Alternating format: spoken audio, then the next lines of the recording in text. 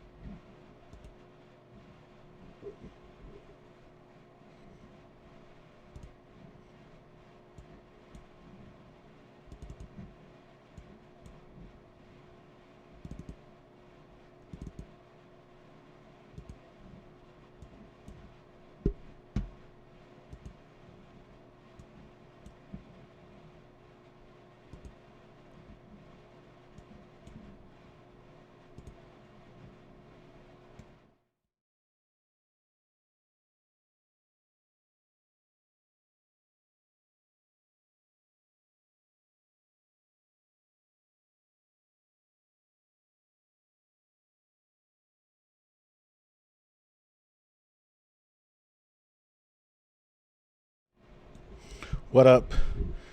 This is the 12th Venom Gary Williams coming to you with our live stream. Shaolin vs. Wutang gameplay, Eastern Heroes. This broadcast is sponsored by the Caprobatica Show.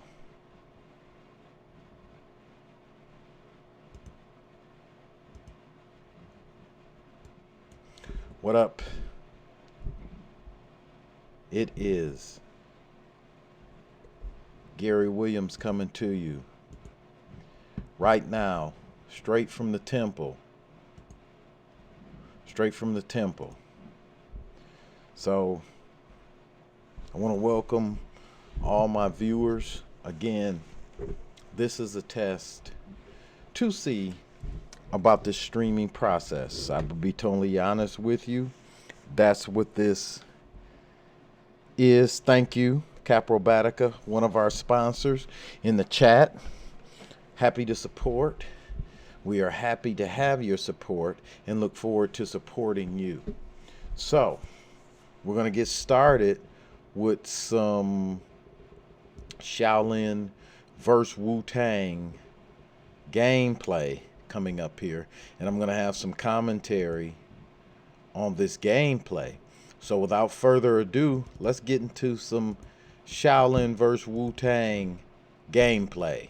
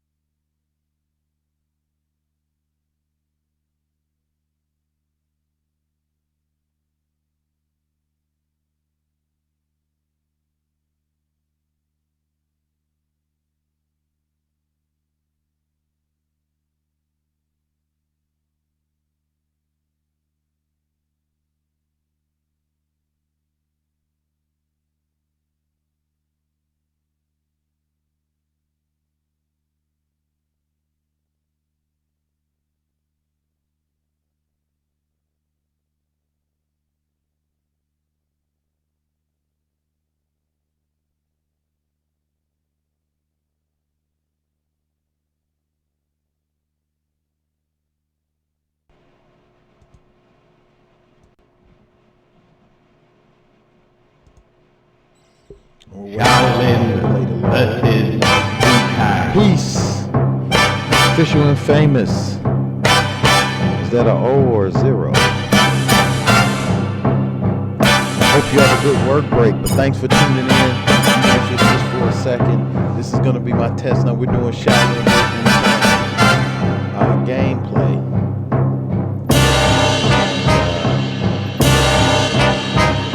Okay, it's an O. Okay. So we're doing some Shaolin gameplay. Why I'm doing this, to be totally honest, I'm new to this streaming, so I'm doing this. I'm trying to get better at it, so when I officially start April,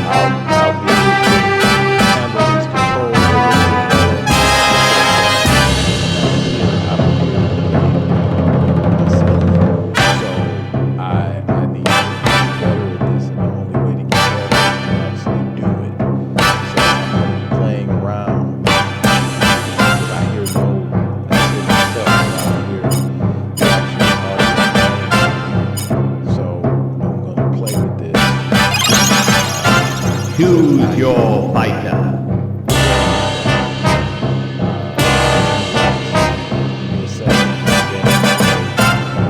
American Karate. There we go. Now, I gotta be honest with you. What is the DB? Like, I don't even know what this stuff is.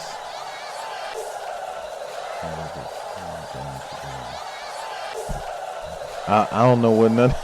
I'm old. I don't know what none of the G to G. I don't know what that is. I'm sorry. Thanks though. Thank you. So what I did is we're gonna have some tournament gameplay, playing with the character USA Karate, which of course looks like Jim Kelly, one of my favorite characters. Jim Kelly.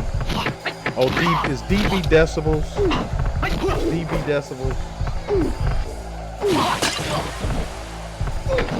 Oh, I'm not even. Is the sound any better? Because I changed a couple things. Can you guys hear the gameplay?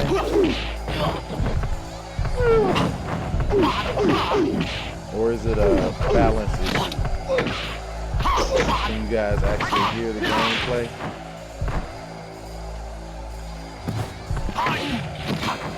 So I'm trying to balance my, oh, I see what you mean. I see exactly what you mean. Cool. Hopefully that is a little bit better. Oh, Jim Kelly with the win. We hear the gameplay louder than you. Round 2. Okay, let's go and do this. How about now? I lowered the gameplay volume and turned up my volume to the highest that it will go. Let's see.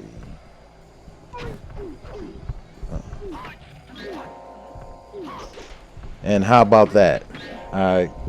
Okay, great. Thank you.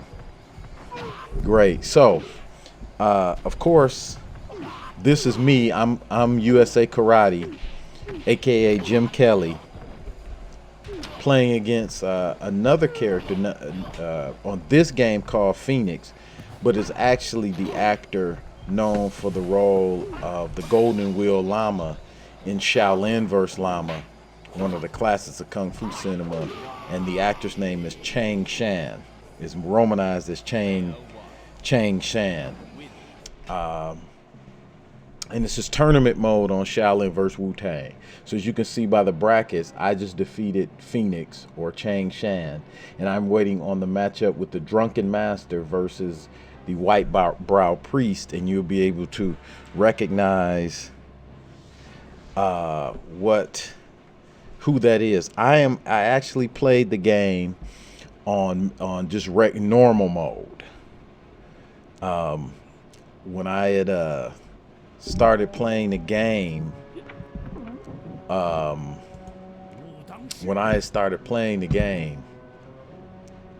was playing it on easy, and then very quickly I got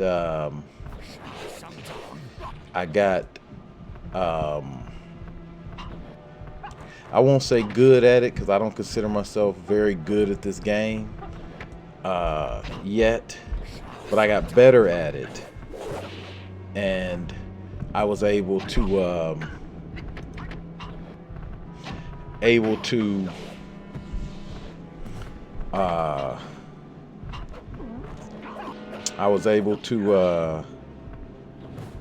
get better. No, this actually computer versus computer battle.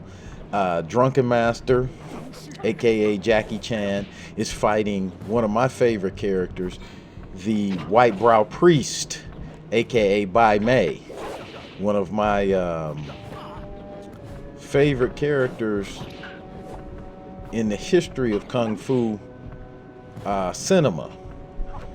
Of course, played by the great, I see some lag issues here, so I gotta really work on that, but I played by the great Lolier. And of course, we know the drunken master is that's coming soon. The drunken master is of course Jackie Chan. We all know this because, well, it's Jackie Chan. So, you know, one of the things I personally liked about Shaolin, this game, Shaolin Wutang, or verse Wu-Tang, can't even speak. Shaolin versus Wu-Tang is that it's old school, and if you guys know me, you get to know me, that I'm a sucker for the old school kung fu movies. So, and the sound effects, as you can hear, the hype, pack, is all, you know, that's old school kung fu movies. You know, so I'm really enjoying that as usual. I guess I can't say enough about old school kung fu movies being my favorite. And I've said this in some previous videos. I'm going to do Mortal Kombat. I'm going to play that more as a challenge. I'm going to challenge a couple people that I know to play Mortal Kombat. And I'm going to challenge if you want to play Shaolin vs. Wu-Tang too. So anyone that's going to watch this or watching and going to watch and have a Nintendo Switch, we can play. But I'm going to warn you that this is my game, so, you know, you might not want to play me in it. But nah, just talking some junk, just playing around, talking some junk. And, you know, we're not going to be too sensitive on here when we play each other, because if I lose, you guys can talk junk to me all day. I know you do. You got to get one. So you can, so you can challenge, me. Who's your teacher then? You never know, on some of these broadcasts might be Kung Fu movie voice. And I want to thank everybody that was in the chat. Official Infamous. Thank you. I know you were on your lunch break. Thanks for the feedback. I hope to see you back again soon. I don't know which games you play, but I'm hoping that we can do a challenge. We can do some fun, maybe Kung Fu movie talk. So again, these two characters representing Long Fist is modeled after Gordon Liu, the famous Gordon Liu, one of my favorite Kung Fu movie performers of all time. Of course, anyone that's a Kung Fu movie fan knows him from the 36th Chamber of Shaolin. And of course, he's fighting the fighting style, quote unquote, wrestling. But we all know that's Bolo, famous from Enter the Dragon and as Chong Li in Bloodsport. Again, this is computer versus computer play in the tournament mode. That I'm the Jim Kelly character, and we're going to see a little bit more from him. Excuse me. Yep, we're not gonna talk about the secret Mortal Kombat matches we played because you beat my butt. But I've gotten better. Been practicing then. So Bolo, one of the most famous villains in Kung Fu movie and martial arts movie cinema, was in a lot of Van Damme movies. Of course, Bloodsport. I was about to say Double Team. He was in a lot of Van Damme movies. The one in Hong Kong, it's escaping me now.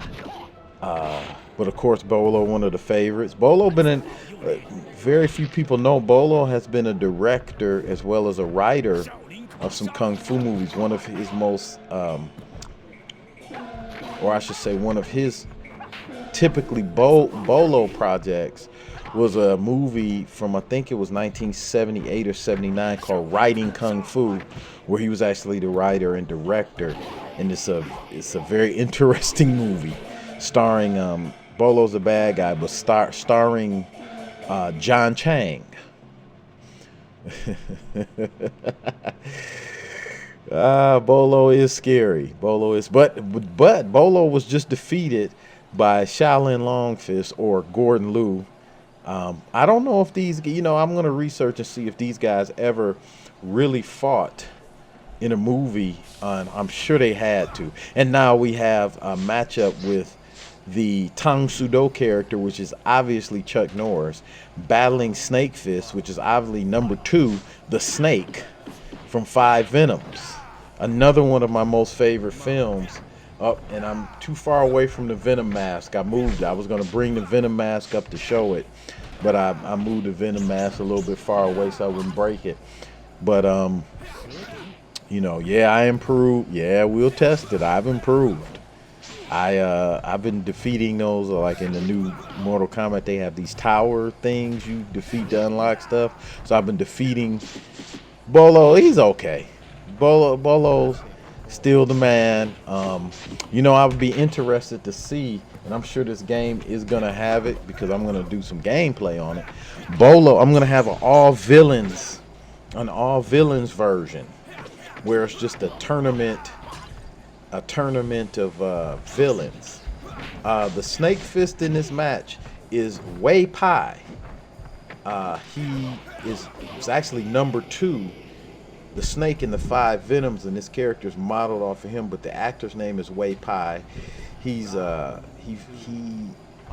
don't know why a lot of fans don't consider him part of the Venom mob. I mean, he was in a lot of, well, not a lot, but he was in several key Venom productions. 5 Deadly Venoms. He was in Invincible Shaolin.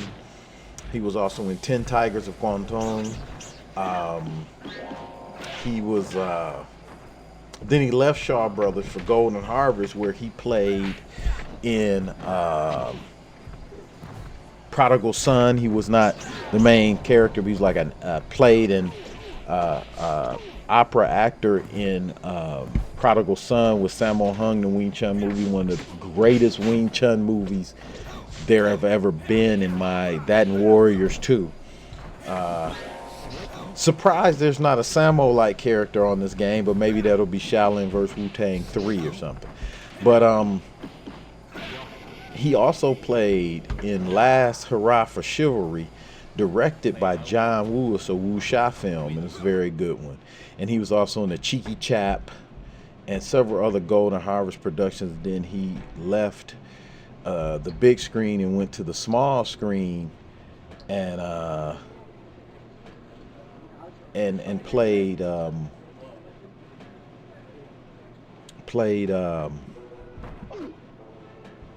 lose my train of thought. He played in a lot of Kung Fu TV shows. Yeah. I know. Sammo should be there. Now, this is me playing again as USA Karate, taking on the infamous Bai Mei. Oh, yeah. I don't know. They might not do Wesley Snipes if it's too close. If it's too close to Wesley Snipes, I could see somebody suing. There's a lot of these characters. The film studios are either closed, or they're not heavily monitoring. They're not heavily monitoring like Marvel. Like Wesley's people would. So yeah, we got Jim Kelly. What I like about the Jim Kelly character, or USA Karate, is that he, like Jim, he's a tall, lanky type of dude. And as you can see here, excuse me, I'm trying to keep Bai Mei on the outside to use my staff and legs when he tries to jump in to attack. But again, Bai Mei gets in, and because he's Bai Mei, he has excuse me, this ability to get in and get with Jim Kelly a bit. As you can see, that KO there from a 360 kick, or I don't know what you call that kick in Kung Fu. but he just beat me up. Now I gotta redeem myself against Bai Mei. As you can see, he's getting inside of my attacks. But Jim has those long legs, and he's got the classic. I mean, I really love this game because he has the classic Jim Kelly Kia. Ooh, ooh, ooh. What's your favorite, Jim? I'm sure I've yet to explore all the movements, but I like the spinning. Jim does like a spinning, high spinning crescent kick, and I love it because if I can't even remember if I do it, if I'm able to do it in this match, you'll see how far back it knocks the opponent. Yep, he just dodged it. And what I like about this too, if you press the block control in certain directions, you get different blocks, and each character blocks differently based on their character. Like as you can see, Bai Mei kind of dodge block, so to speak. Now this is Bai Mei's super move. So when the screen goes like that and it gets close, I blocked and dodged most of his super moves. When my power meter was so low, he got me, and he says pitiful. That's okay, I'm gonna get him. Now I'm out the tournament, so now it's Bai Mei. It's Bai Mei. Gotta face the winner of the Gordon Liu versus Jim Kelly match. We gotta see what's going on with the Gordon Liu versus Jim Kelly match. I can pretty safely state for a fact that I can't say for a fact because I haven't seen every kung fu movie known to man. I doubt if these two ever faced off in a movie. Yeah, me, I was hoping I'd advance too, but Bai Mei was too much for me then.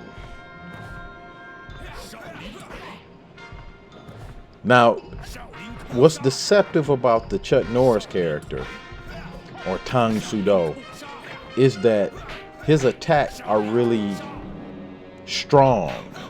So if you notice when he hits, even his blocking hit like he just did there, it takes a significant amount of your energy away. And he has some nice, I don't know if you'll see him in this match, but he has some nice kicking combos.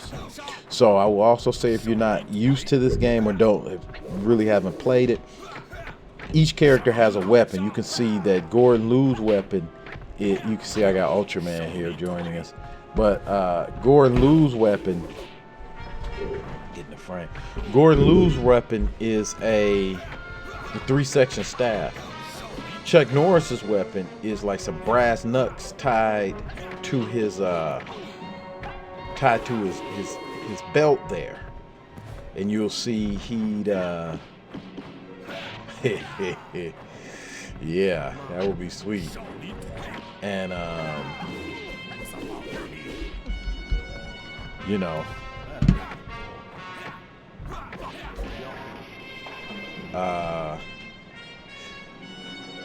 yeah, so I think they're even. No, Chuck won that first one.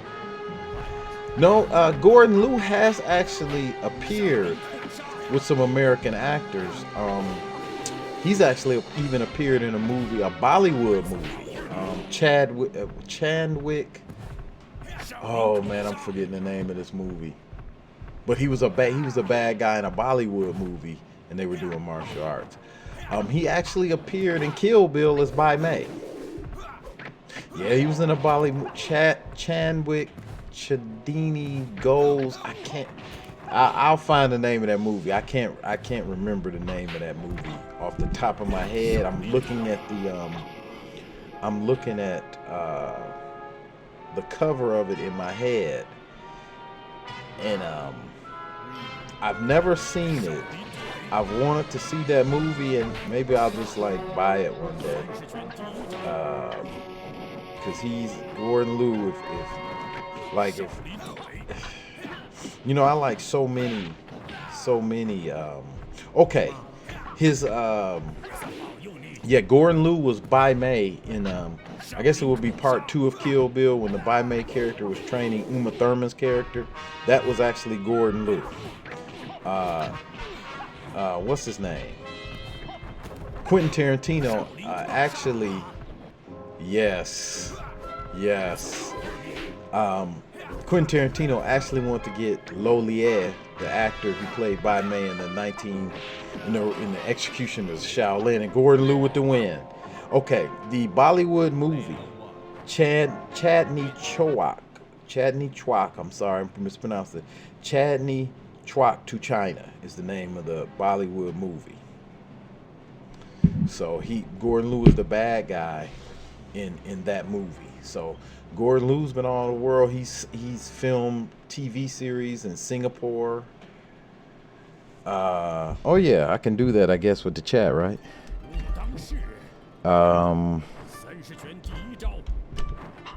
Yeah, I'm gonna have to get that movie. I've wanted to see it, but you know, all these other movies come about and it's slipped my mind. But now we have an actual movie matchup as Gordon Liu's character, as a character, Hung Wing Ting in Clan of the White Lotus actually faced Bai Mei's senior classmate, White Lotus, in the film. I'm gonna put that in the chat too. Clan of the White Lotus. He faced a Bai Mei-like character, which was actually Bai Mei's senior brother, the vicious and sadistic White Lotus. But these two, and Gordon Liu and Lole, the actor who played Bai Mei, have faced off countless number of times in films such as, of course, 36 Chamber of Shaolin. Oh man, Dirty Ho. What was the other movie that's coming to mind? What was this called? It was one of my favorites. It was an independent. It was not Shaw Brothers. It was an independent film, and I'm looking at it, and he played a. It's not Carrying On Wise guy. It's what's the name of that movie? It'll come to me in a second. But I guess you call this tournament the semifinals. I'm not sure. Or is this the final? I can't remember the bracket. Bai Mei with that horsetail whip, or that pipe. I think he has a pipe. I want Gordon Liu to win, of course, because that's my boy. But we got to see. Bai Mei's a tough character. As you can see with those double palm strikes, and you know, Bai Mei does a lot of open hand strikes. And I got to give a shout out to the creator, the creator of this game, Jay Bowman, or Jay Lee as he's known, because he really took pain. No, the rooting for Gordon Liu. He really took painstaking work to put the mannerisms of these great kung fu characters in the game. Yeah, Bai Mei fighting with one hand just like he did in the movies. Jay Bowman, Jay Lee put a lot of effort in there. Now, I think we just had Bai Mei win. No, it's even, 1-1. So now we gotta break it. Who's gonna win? Is it gonna be the Wutang skill of the white brow priest, or the Shaolin style of long fist? As you can see, those one-handed palm strikes. Oh, got him again. Wonder why that woman in the background hasn't turned. I know she has to hear all that fighting, but I guess she's focused on she's focused on meditating or something. Yeah, much respect to much respect to much respect. Yeah.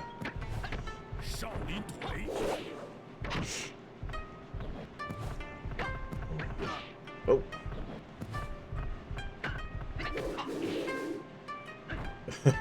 That would be funny. Oh, I think Bai Mei has just won. Bai Mei is the winner of this incarnation of the tournament. Isn't that something? The bad guy actually wins this time. So we got some more tournament play coming up. Who is it going to be this time? As I set the players to random, we're going to see who's going to be here now. And I want to thank Caprobatica, one of my sponsors, for being so interactive in the chat today. I know we're going to get some more people looking at this, but this again is a test. So when I hook up all the stuff and do some promoting of this, we're going to get more people and have some lively chat. Because I want to do some kung fu movie talks. So put some questions in the chat. I may be able to ask, but base it, if you can, base it around this game. Oh, this should interest you. This is actually Tong Po. Muay Thai is Tong Po.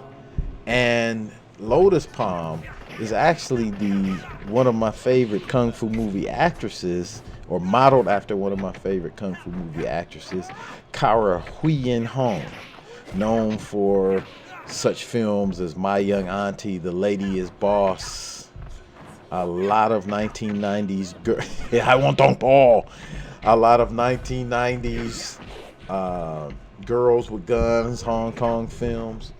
She is still active in the Hong Kong Chinese film industry. She had a film in 2017 that was like a Chinese version of something like Peppermint or Taken, where she played the married woman hiding out from her past, and of course someone comes to kidnap a member of her family, and she has to unleash all that great kung fu skill like you just saw. She did to defeat in round one Tong Po. I want Tong Po. Freddie Lee, no good. Tong Po.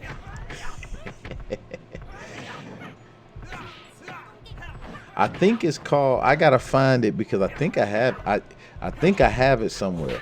I think it's called Mrs. K, if I'm not mistaken. But let me check on that. Give me a second to check on that.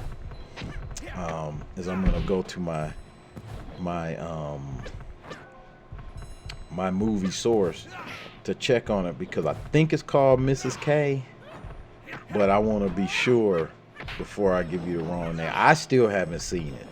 You know, I wanted to see it because I just want to see how, you know, judging her martial arts talent.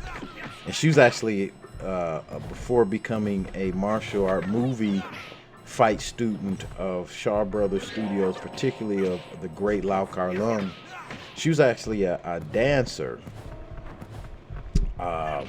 So her flexibility was great. And Tong Po wins round two. Yeah, it would be fun. I gotta see what copyrights on here. Although it's a way on here I saw that, yes, that would be fun. And it would it's a copyright thing on Twitch that's a little weird, but it is a way to stream Amazon Prime movies if you have a Prime account to your to your Twitch channel. So I'm going to do that as we get moving forward with this, because you don't have to have a Prime account to watch the movies. If I hold a watch party on stream on Twitch on the stream, you can watch it with me, and we can have a discussion during and after. So it's very good. So I'm looking up Kara Wee now and seeing, yep, it was called Mrs. K is the name of the movie. I'm gonna type it in the chat.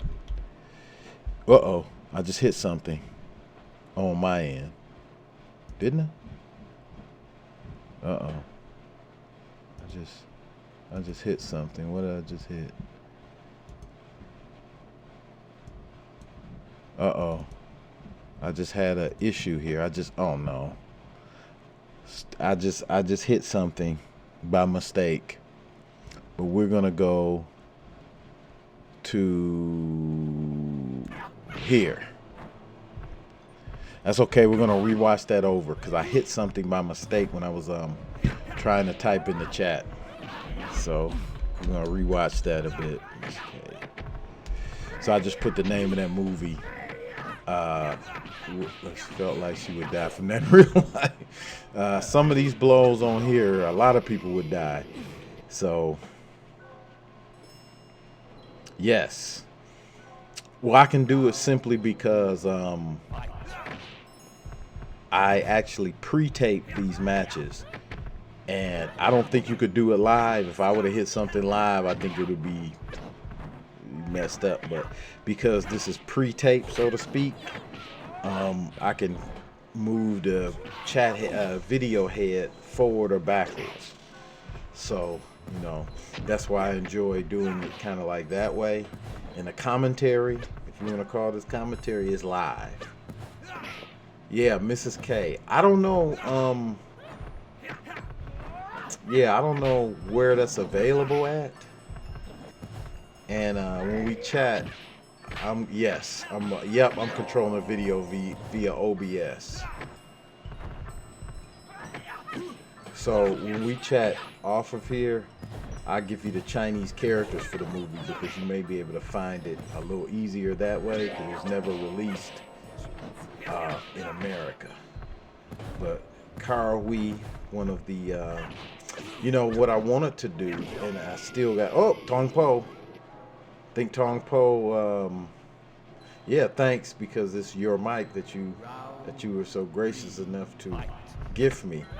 It's a great mic, and I don't have to be all up on it for you to hear me because I'm like way back away from the mic. And but yeah, like they got so many. You know, I don't want this channel to get flagged for copyright, but I wanted to like have pictures of the real people these characters are supposed to represent. So we're gonna experiment with that, and if I get a strike or something, then I'll know that you can't do that. But Carol Wee, that's my, along with Angela Mao and several others. I mean, Chia Ling, Judy Lee is Chia Ling, Chia Ling, Polly Shang Kwan, Liu Hao Yi,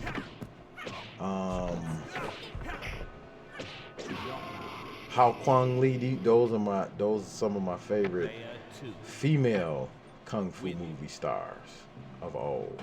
So we got Carl Wee's character, Lotus Palm, advancing to the next round. And next, since I put it on random, Tong Po, they may get one.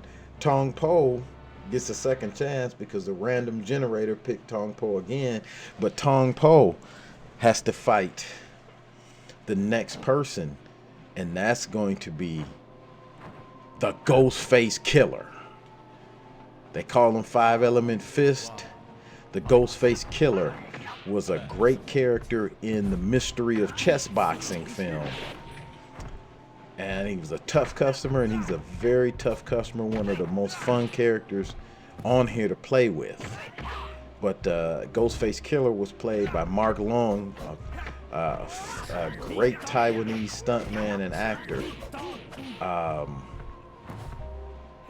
Great Taiwanese stuntman and actor from the old school days. But the Ghostface Killer.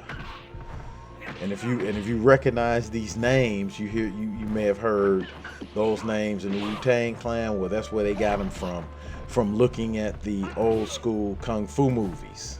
So a lot of their rap names, like Ghostface Killer, is from kung fu movies. In this case, from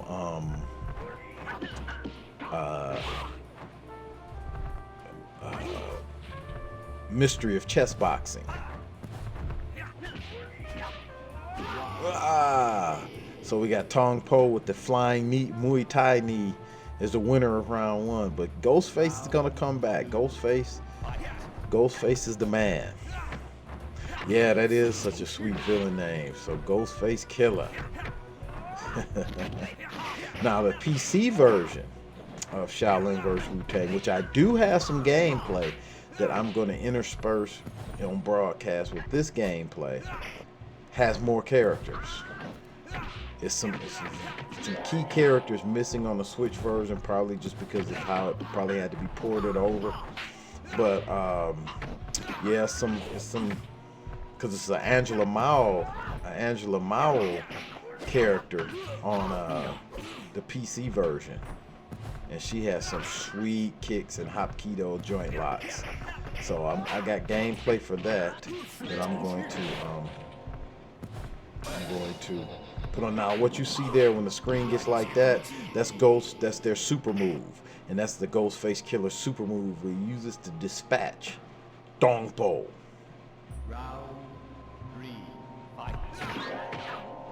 But the Muay Thai character has some very yeah, in the PC version, that's my girl. She is represented. But the Muay Thai character has some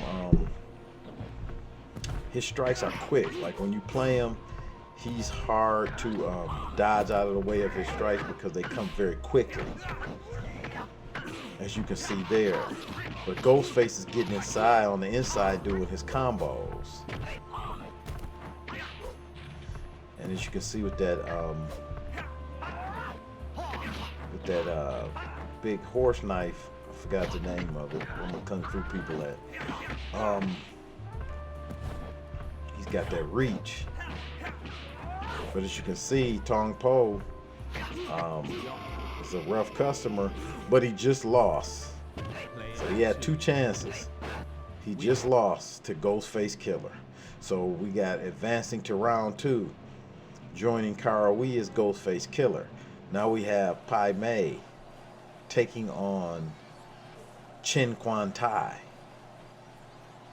Or I should say the character called Tiger Claw representing Chin Quan Tai. Now we're getting a classic movie matchup here, as Chin Quan Tai played Hung Si Quan in Executioners from Shaolin, and he did have to fight Bai Mei.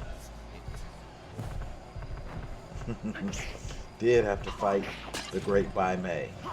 Wait, that's me. I'm Chin Quan Tai character. I'm Tiger Claw. I just remembered. And so I won't give away the results. Chin Quan Tai, another one of my favorite Kung Fu movie actors. Although in this game, the dress of Chin Quan Tai is more like the character he played in the Crippled Avengers, Tu Tin To. So in this game, Chin Quan Tai's character, Tiger Claw, is a bad guy. Although in Executioners of Shaolin, he was the hero. Well, I like Tiger. I don't have really too much experience in animal styles at this moment, but I like Tiger, of course. And I think I'm leaning toward Crane also, although I haven't yet to train it. But I think I like what I see and what I think it represents, like the softness and kind of like pressure point attacks. As I've been learning Hung Gar, the Tiger, the way I see it and the way I interpret it with my limited knowledge, yes, Hung Gar has Tiger Claw attacks. And like the form that I'm working on now is Gonggi Fuk Fu Ken, or Taming the Tiger. A lot of Tiger Claw attacks, and what I think I like about it seems to be a lot of throws from the movements that I interpret how they're set up in the form. A lot of grabbing and throwing, but grabbing at vital areas, and nothing mystical, but like grabbing at a throat, grabbing at an eye, grabbing at an area that does damage, and then throwing using that. So yeah, I love so far my limited knowledge what I like about the Tiger. But I lost again, and Bai Mei defeats, just like in the movie. Bai Mei did defeat Hong Si Quan in the movie, so just like the movie. Excuse me. Bai Mei advances, and now we have 2 versions of I see that Ghostface Killer appears again, and this is a random matchup. So of course you can tell that's supposed to be Donnie Yen in the Yip Man persona, representing Wing Chun, and Ghostface gets another chance. Wouldn't it be funny if Ghostface wins and Ghostface has to face Ghostface? But one of my favorite characters to play with in this game is Donnie Yen's Wing Chun character. Because, excuse me, once you get inside, as you'll see, you can do those chain punches like Donnie, the Ip Man character, did in the movie. So you're going to see it because I believe he's going to do it once he gets on the inside.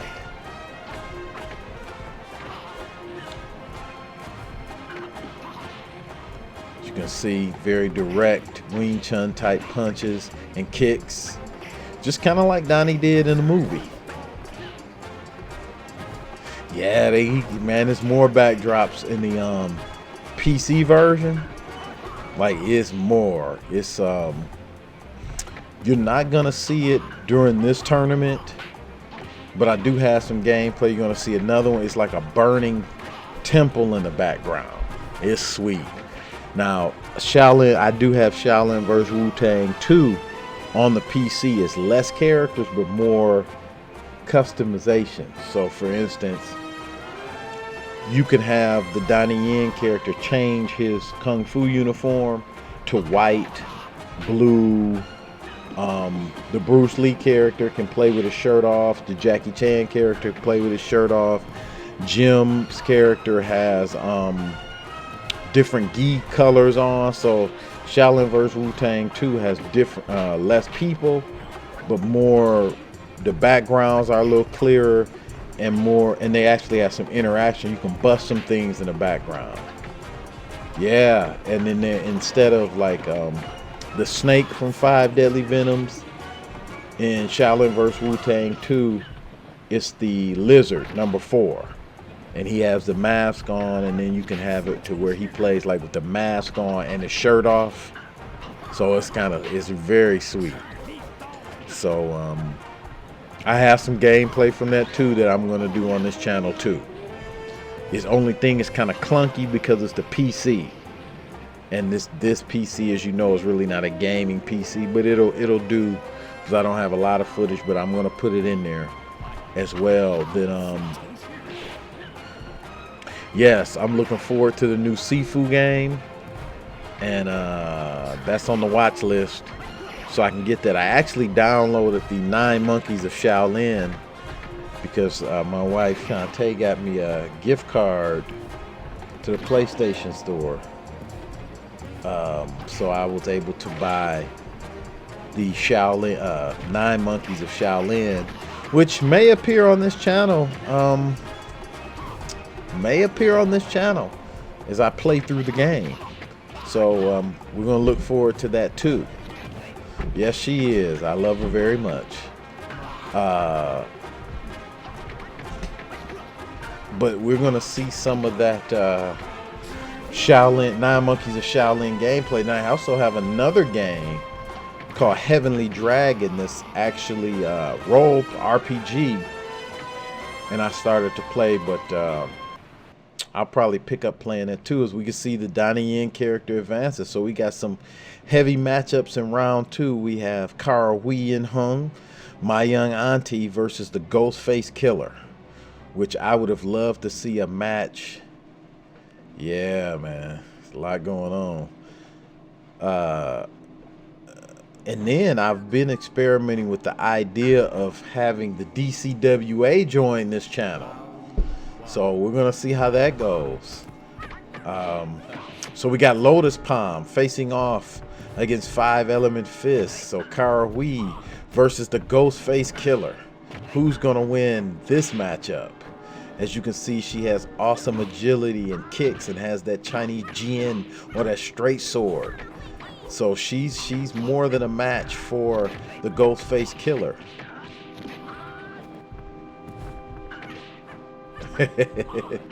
Yeah, man, I gotta see how it's gonna fit in with the theme of this channel, but I am toying with the idea of bringing the DCWA over and merging, still having it on YouTube, but merging the DCWA universe on this channel.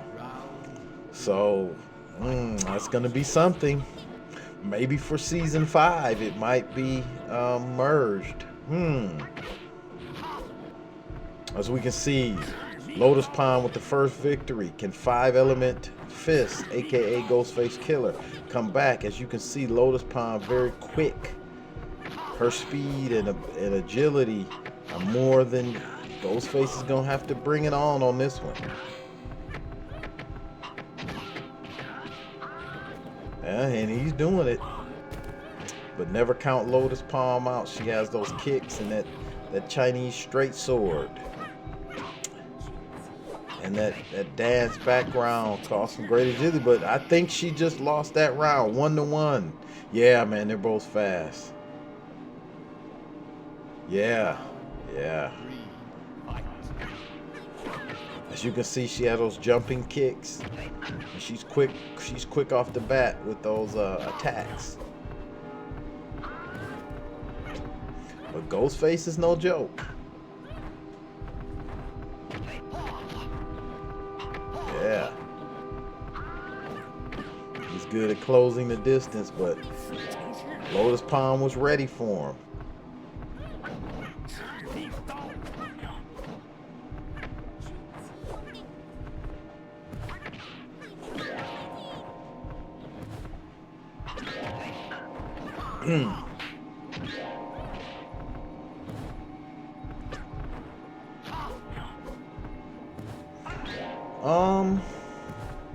No, some characters are much slower. Like, they're much slower on their initial attacks. Like Bolo is more powerful, but he's slower on his initial attacks. When you play with the Bolo character, oh, Lotus Palm wins. Now who's gonna win between Bai Mei versus Wing Chun?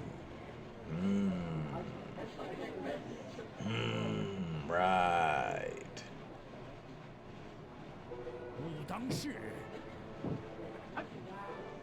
Think so, huh? Wing Chun? I don't know. It's Bai Mei. You dare challenge me? Right. Bai Mei is deceptively. It's not that he's deceptively fast. It's more like his dodges are deceptive. Because when he dodges to be in position. As you can see, he's going around Donnie. Or Wing Chun, he's going around him to get to his back to make those attacks. Now, he's still fast, but he's like got a deception about him.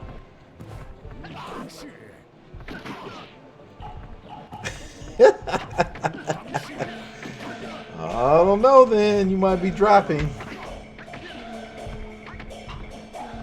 Bai Mei is no joke. See, he's getting him cornered. And then he gets out of Wing Chun range when he gets him cornered. Yeah, he got some time, but Donnie's power meter is low. And round 1 won by the infamous Bai Mei. Can Donnie bring it back in time? Can he? Yep, he's getting inside with those kicks and chain punches.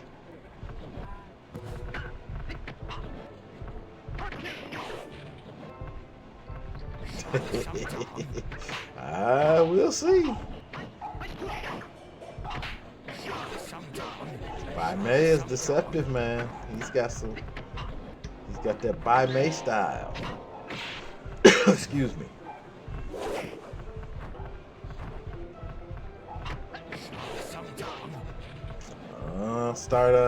Start doing some stretches on them shoulders.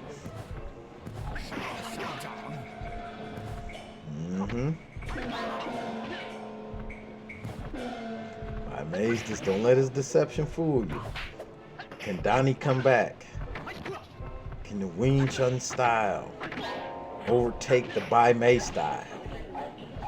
Donnie's power meter is quite low.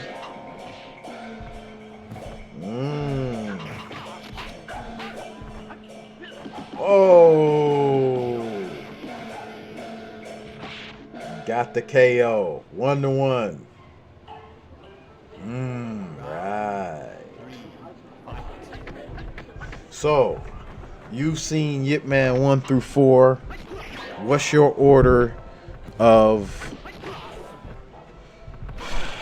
like? What's out of Yip Man 1 through 4? What's your order of preference or liking those movies?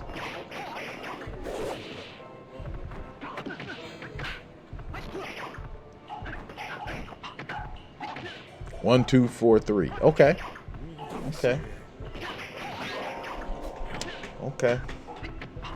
I would pretty much agree with that one. 3 was okay. None of them were bad. 3 was okay.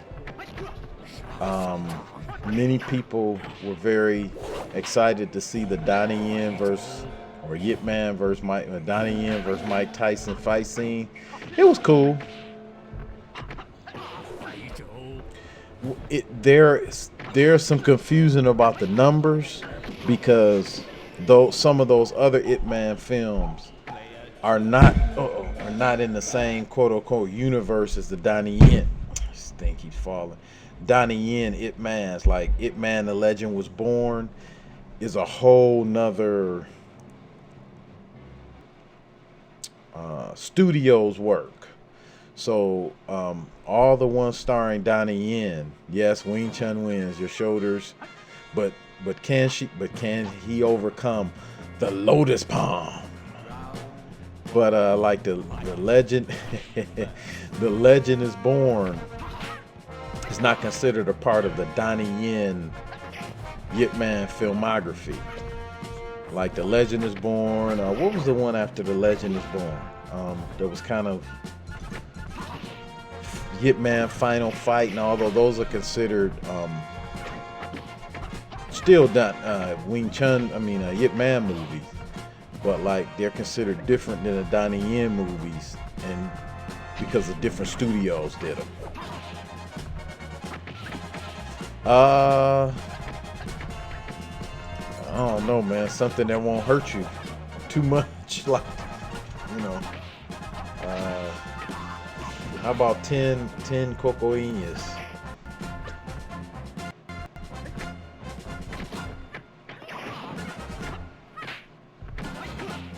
Now the Wing Chun is deadly inside, but Lotus Palm seems to be able to overcome that. As you can see, those kicks.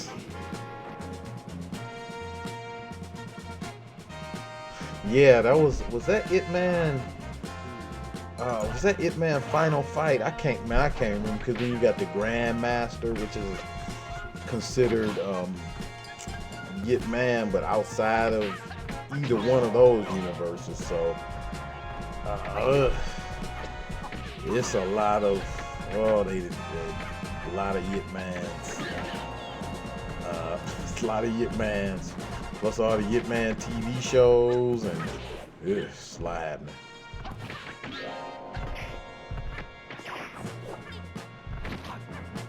Oh no, start warming up the knees. Lotus Palm is getting with him.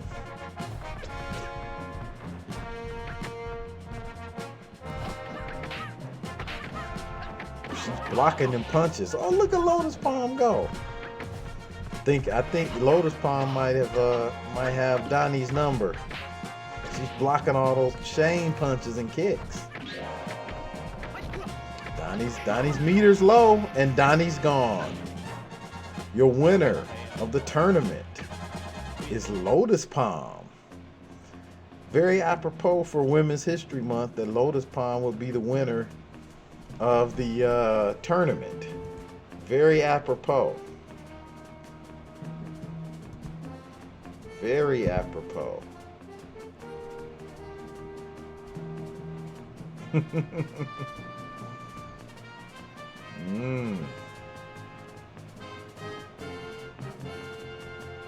Yeah. She is the winner. And that concludes our game portion of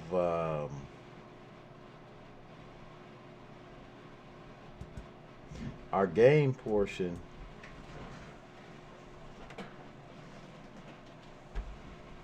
our game wow, what's that over there? Our game portion of Film Fan Dojo Twitch.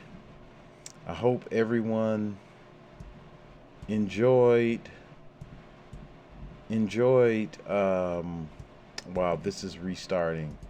This is one thing I don't like about Twitch. I mean about OBS Studio. You really gotta watch out for your really gotta watch out for your screens over here. So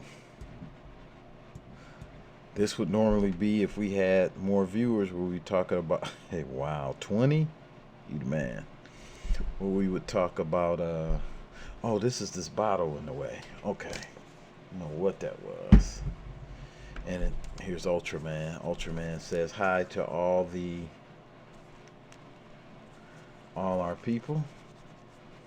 Ultraman over here. And of course, this guy can't be too far behind, and that's Godzilla. Can't be too far behind, of course. So they'll be joining us for the broadcast. And guess who else is here? This guy. Eeyore. Eeyore in the house. Say hi. Eeyore was watching the stream. So, you know, I can't forget Eeyore. So some other things that we're going to do on here is I may have some movie reviews and some unboxing as well. But it's all going to be related to Kung Fu movies. And, yeah, too bad Poopy isn't here. It's going to be related to some Kung Fu movies. Or some of my favorite genre of films like, just got this in the mail, Ultra Q. Ultra Q, this new one is a remake of an old one that actually was it was like a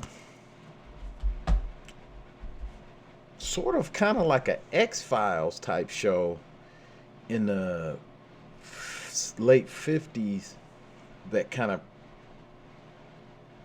predates the Ultraman series in the 60s, where these Japanese reporters were going investigating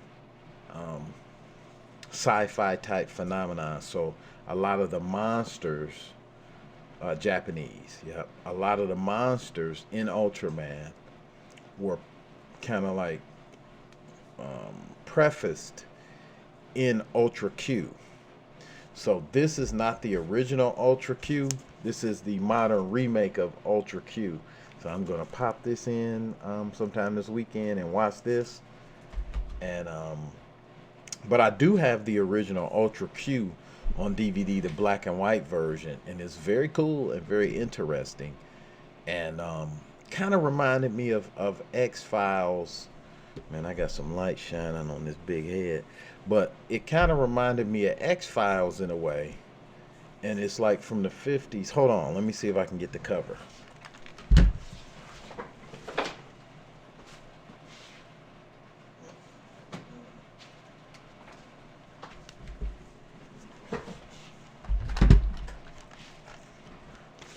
And this is the cover for the original Ultra Q from, let's see, it is from 50s, because it's black and white. So it was saying it on here, but very, as you can see, the classic series that started it all. So look for some reviews on filmfandojo.com because there's going to be eventually a sci-fi section on the filmfandojo.com. So we got some plans This is it's a TV. It's TV series. It's a series of 28 episodes, and it focuses on photojournalist Yuriko Edogawa, Hoshikawa Airlines pilot and sci-fi writer Jun Manjomi, and his co-pilot Ippei Togawa, who partnered to investigate mysterious events occurring in and around Japan. These phenomena often involve aliens and giant monsters, many of whom will return in future Ultraman shows and movies. So it is great. Like, this production here is in HD, and it's nice. I mean, by today's standards, of course, you know, the effects are going to be better today, but this is a classic. You know, I've watched about 9-10 episodes so far, but it's 28, man. I mean, it's going to take me a long time to watch these. And this new one is 12 episodes, and it's a similar type storyline. So I'm anxious to see that. And Mill Creek Entertainment, got to give them a shout out.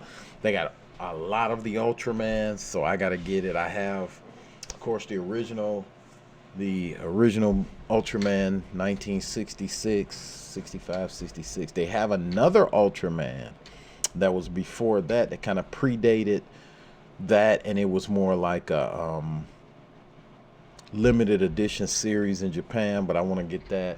Then, of course, Ultra 7 is another Ultra, so I'm going to get them in order. And I got one of these guys coming from Mego Toys. That's Ultra 7. So Ultra 7 series was after this original Ultraman series. Yeah, we could. Because, yeah, this is Ultra 7. This little dude here is Ultra 7. So, but I got a bigger version of him coming this size, Ultra 7. Yeah, one of my many nerdy interests. I just picked up from Nerd Out Toys today. It's upstairs. Some knockoff Ultraman monsters.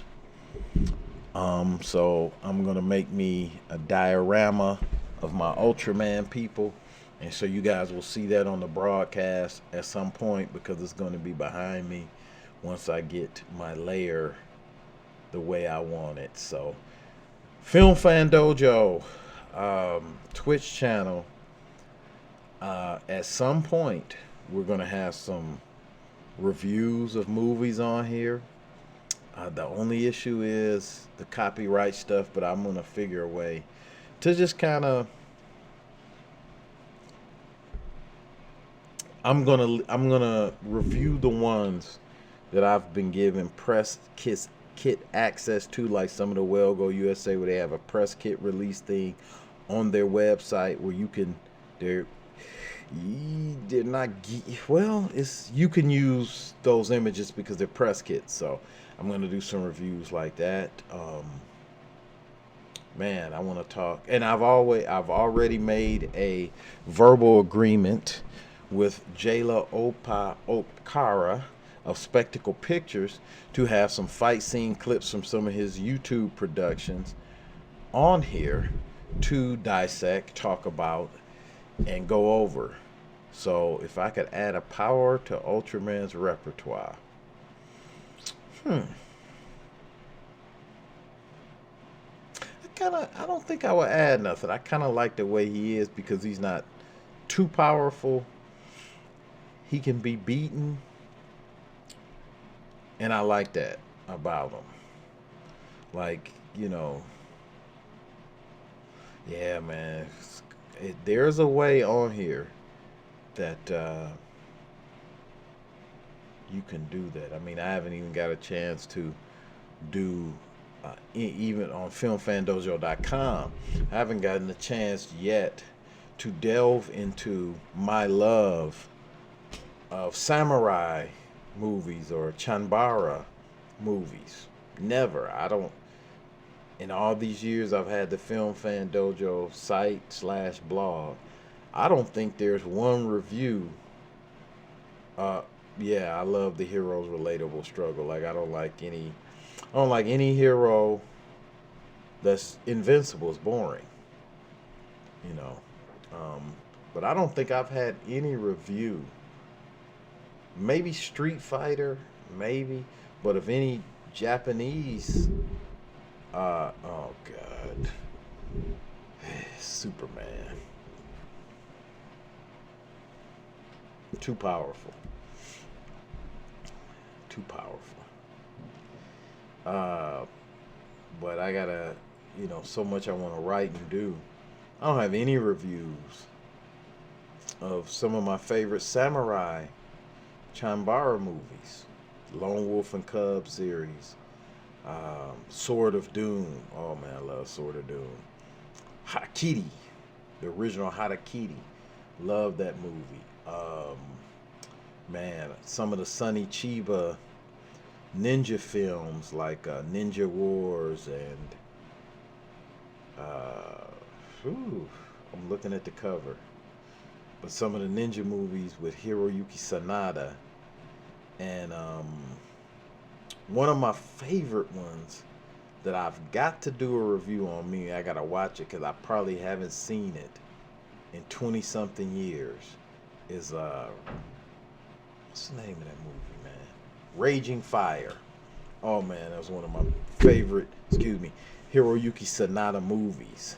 Yep, we watched Sword of Doom and Harakiri at the DIA theater. Loved them. Then there's, of course, Yojimbo with Toshiro Mifune. There's, oh man, a samurai series called Samurai, but it was the fictionalized depiction of the life of Miyamoto Musashi, starring Toshiro Mifune. Love that series of movies. Oh man, samurai movie is so good. Zatoichi, The Blinds 313. Yeah, dog. Zatoichi, one of the not every Zatoichi film is great, but the Zatoichi character, excellent.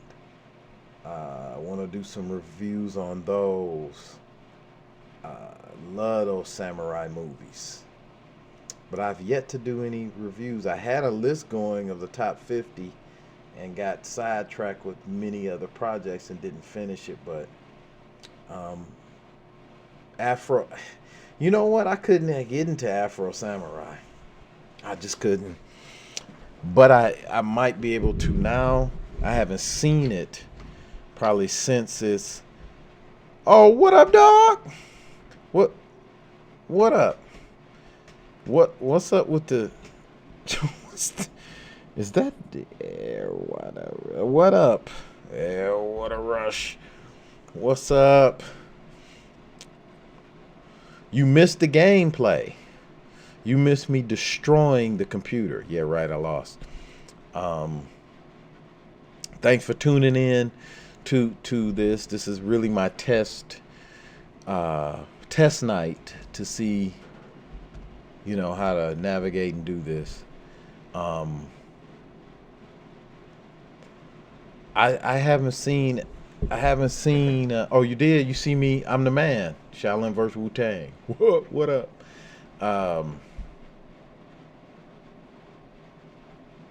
I haven't. I haven't seen Afro Samurai in. Man, probably since it came out.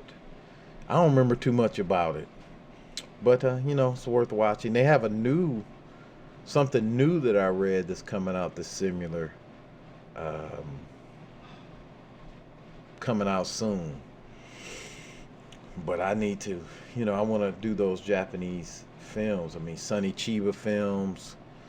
Of course, Mortal Kombat, the new one coming out. Got to do a review on that one. Got to see it first, but got to do a review on that one. Street Fighter, the series that came out some years ago on YouTube. Extra. Came out on YouTube. Whew, I need a list in front of me. But the Japanese ones, the Japanese ones definitely deserve a look. And while we're on the topic of Japanese martial arts films, what I like about the Japanese martial arts films, yep, go check out my boy at Twitch TV / Mr. Melandro 81. So anybody that's looking at this broadcast after, yes, I'm gonna tell you what sold me on the new Mortal Kombat. The first part of the trailer when Sub-Zero freezes Jack's arms and rips them off, and they show it, that I was sold. I was sold. Like, they couldn't, for me, they didn't have to show anything else in the trailer but that part, and I was sold. That's what I want to see. But what I do like about the Japanese martial arts movies is they kept their character and didn't get very influenced by the Hong Kong style action. Like a lot of, and look, I love Hong Kong style, old school Hong Kong style action. The new stuff they got coming out of China, not a fan of it. But, up until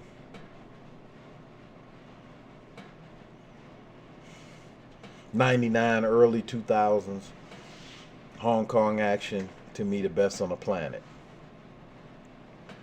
However, Japanese action always maintained its style, even in the face of Hong Kong action being more worldly accepted. Like, the funny thing is it all came full circle because the great Chang Che, which I could throw a picture up of him, but the great Chang Che, the one who ushered in the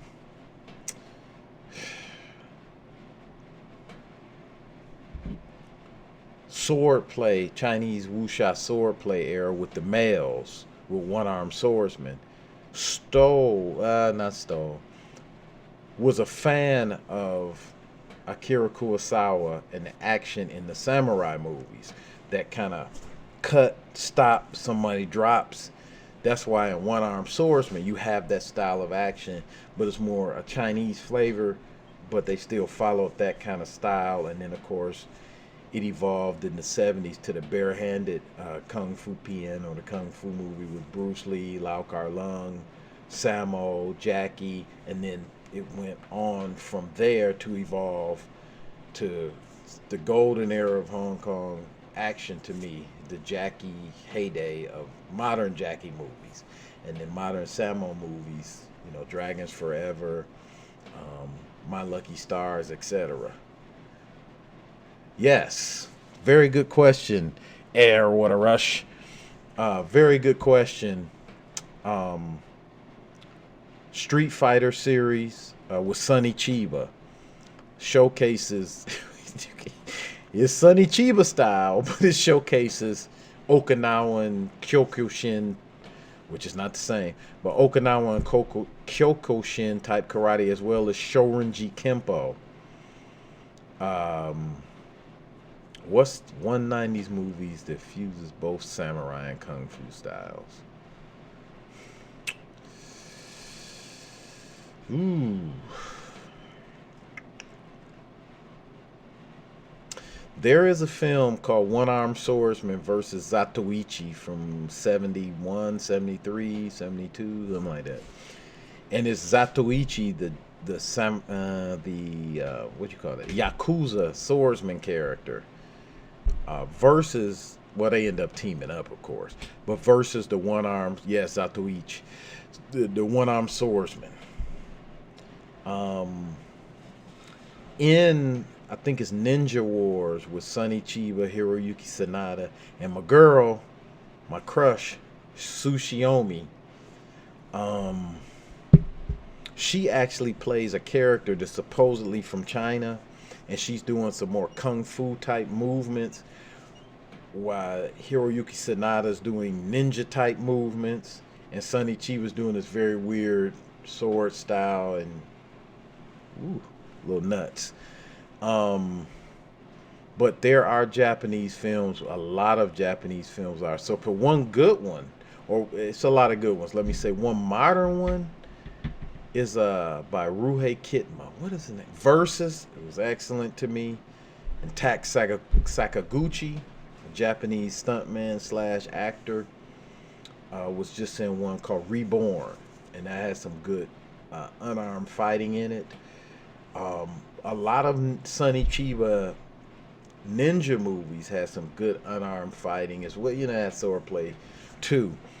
Um, but it has some good fighting as well as it was a movie, a very fictionalized account of the founder of Aikido, and it was produced by Sonny Chiba, actually starring his brother.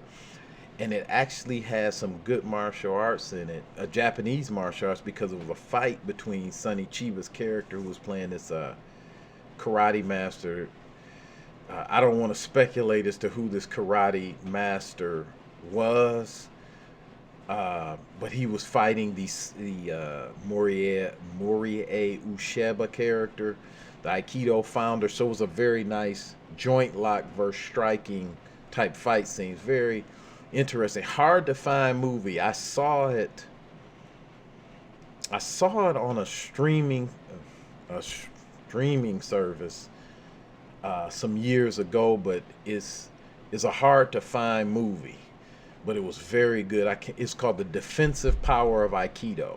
But then there's another Sonny Chiba movie called, oh man, the Japanese title literally is Shorinji Kempo.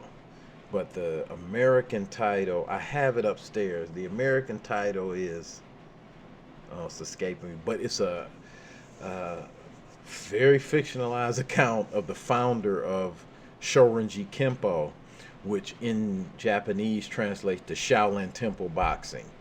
It's a very interesting movie, but very empty-handed. So Sonny Chiba's the guy to go to in the 70s and early 80s for the Japanese barehanded ones. Right now, I would say Tak Sakaguchi. He's been in a lot of movies you may be familiar with. He was in, it's a movie I just got upstairs, but I haven't watched it yet.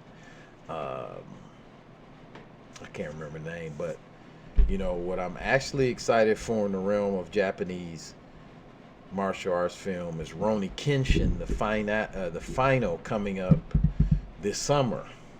Love the Rurouni Kenshins, love the live action Rurouni Kenshin. So yeah, I am not as knowledgeable on the Japanese movies as I am the Chinese, the Hong Kong ones. I'm studying on those, but yeah, Sonny Chiba, Hiroyuki Sanada, who's going to be he's not Sub-Zero, he's Scorpion in the new Mortal Kombat. Hiroyuki Sanada played in Rush Hour 3 as Jackie Chan's half Japanese brother or something like that. Been in Wolverine. What is Hiroyuki? Last Samurai. Was he in the Keanu Reeves Samurai movie? I can't remember. But yeah, man, the Japanese ones, you know. Has anyone seen? Have either of you seen? It's called Swordsman. It's a new Korean sword play movie. It was good. It has Joe Towsing, aka Sub-Zero, as the bad guy. Very good. Very oh man, I liked it. Swordsman. Very good.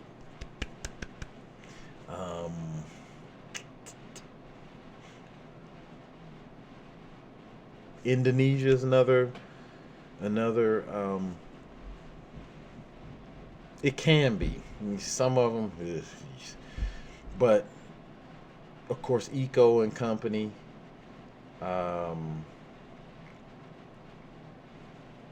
Yes, I agree. Eco and Company um, do great. Really enjoy Wu Assassins, and they're actually filming a Netflix movie that continues with the Wu Assassin series. Um, Forgot the name of it. Should have wrote it down. Um, so yeah, it's cool. Yes, um, it's going. I think they're doing one. They're filming it now, and they're introducing new people because I saw some of the cast and their new members, in addition to some of the old members that were left after the events that happened in the show.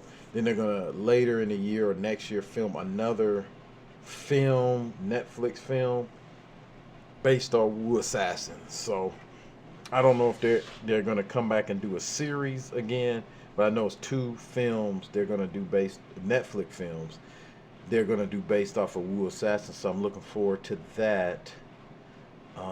So tell me what other than I know Mortal Kombat's one, but tell me any action slash martial arts movies that you guys are looking forward to coming up.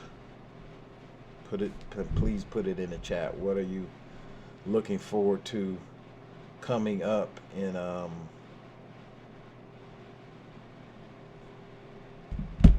soon?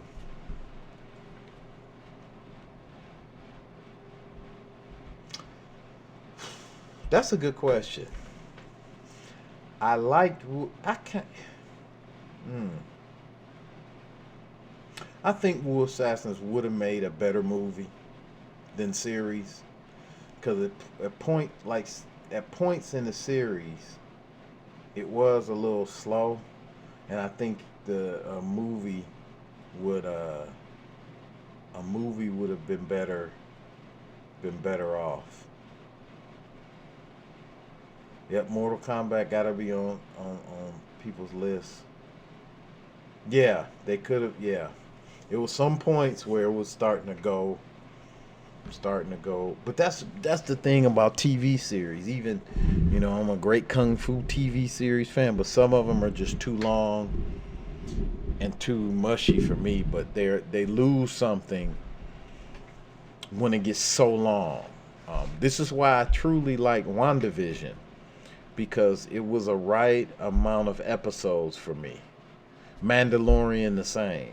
It was the right amount of episodes. It wasn't a 70 series episodes, where it's like, okay, now you just bringing in characters just to fill in time and doing that stuff. Yep, Mortal Kombat's got to be on the top of most martial art and video game movie fans lists. Let's see, he's called me sometime. Yeah, that's true. That's true. Anime, not so much. I think because, in my opinion, with anime, you can take it because it's anime or animation. You can take it in certain directions that live action still can't be taken. Not necessarily saying I want to see a 50 episode series anime, but I think with anime because you can take it to me in so many more directions than you can still take live action at this point. Um, yeah, I'm hoping at some point that's different, but maybe not. I think Air Water Rush left us. I don't know how to check that, but you know,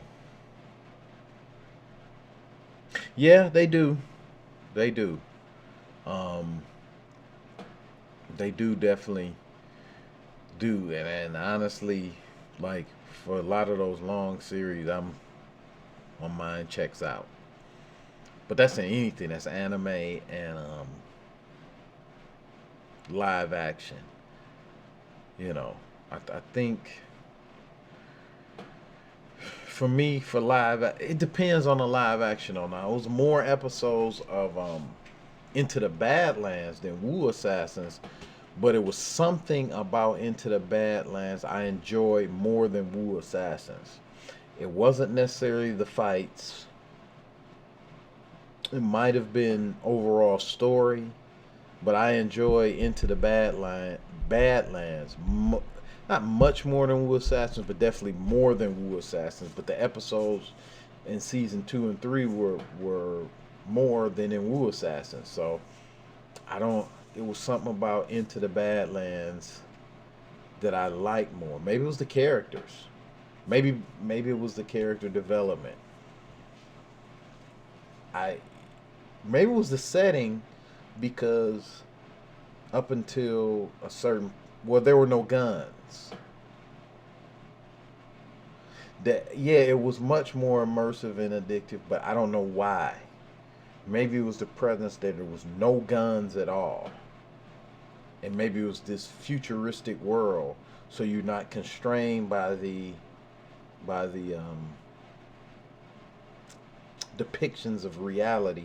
Like Wu Assassins had this mystical storyline, but it was still set in the modern world, so you're kind of constrained by the modern world sensibilities. Where in Badlands, you're not. It was total world building from the beginning, and it had its own conventions and rules. Maybe that's what it was.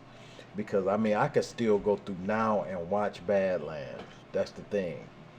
The character development, the acting was really great, and it felt naturally diverse because it was a different world. Like, I'm not saying Wu Assassins didn't, but sometimes in some of these series, the diversity feels forced because it's set in the modern world. Whereas Badlands was set in this fictionalized world from the beginning, and diversity was seen from the beginning. You had barons that were white, you had barons that were Asian, you had barons that were women, you had barons that were black. So it was set already from the beginning. You had clippers that were black, you had clippers that were Asian, of course, with Sunny. You had clippers that were white, you had clippers that were women with the widows clippers. So it was just a good show, man. That really, that really disappointed me when it didn't get renewed, especially with the introduction of Pilgrim and everything that came out of Pilgrim. I was really like bummed that didn't get renewed, and I could still go back and watch Badlands. Yeah, yep. And the fight, I mean, the funny thing about the fight scenes, it had a lot of elements that I normally wouldn't like. Like the overemphasis on flying, I can't stand. But it reminded me of '90s Hong Kong action, where it had that mix of like grounded techniques mixed with the wire work. It was a nice balance of it, and it didn't overdo it for me on the wire work. And that's could be it, but I don't know, man. I'm just like a fan of Badlands.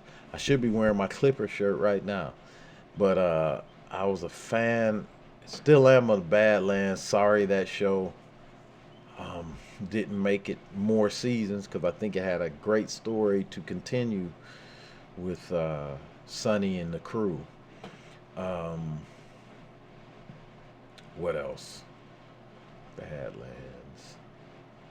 Yeah, this is yeah, I could talk about this mess all night. But yeah, oh man, the costume. Look, I think that costume designer won an award. Uh, those were some very, yeah, they did an excellent job on the costumes and the characters' personalities. Excellent. I mean, to me, it was a great show. I mean, I'm not an executive excuse me, at a network, but it was a great show. We can always relive it though, in reruns or what's on Netflix, or for some of us who bought, they got DVDs and stuff. So yeah, yeah, we're gonna have to, delve into some Badlands talk, it's so many shows now that have martial. Yep. Yes. Yes. I definitely would agree with that comment Caprobatica just left in the chat. Uh, it was great choreography. The stunt team on there, first rate. Yep, a lot of I would totally agree. It made it. I mean, yeah, I can't. Their costumes did make their movements look more fluid. So I can't. It's nothing more I can add to that. It was just they knew what they were doing. They knew what they were doing, and of course, I want to see more, but just have to watch the reruns.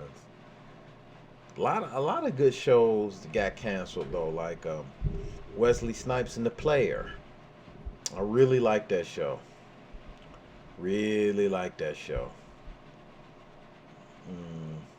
That I think that got canceled like before the whole season even finished, but I have it. But Wesley was the man. What do you think about how martial arts video games bulk up their character design to pass the point where they don't look like? Depends. I think a lot of times that's what people want to see. They want to see the big muscle bound characters in the game because they look more superhero ish. Um, not necessarily a preference of mine, and not necessarily something I'm against. Um, just depends, and it depends on the gameplay too. You know, and then honestly, until you brought it up, it's something I never really paid attention to because I kind of like just pay attention to, excuse me, the martial arts. Yeah, man. Yeah. Well, that's I think one reason that MK Mortal Kombat looks different or better graphics, better motion capture, and I think that's what people want to see in the characters. Mm, yeah, but I mean, but one thing I could say at least about Mortal Kombat 11 is the women aren't bulked up. Like what's her name? Cassie Cage, Jack's daughter, whose name I forget, and other ones they're not really bulked up. Raiden isn't bulked up either.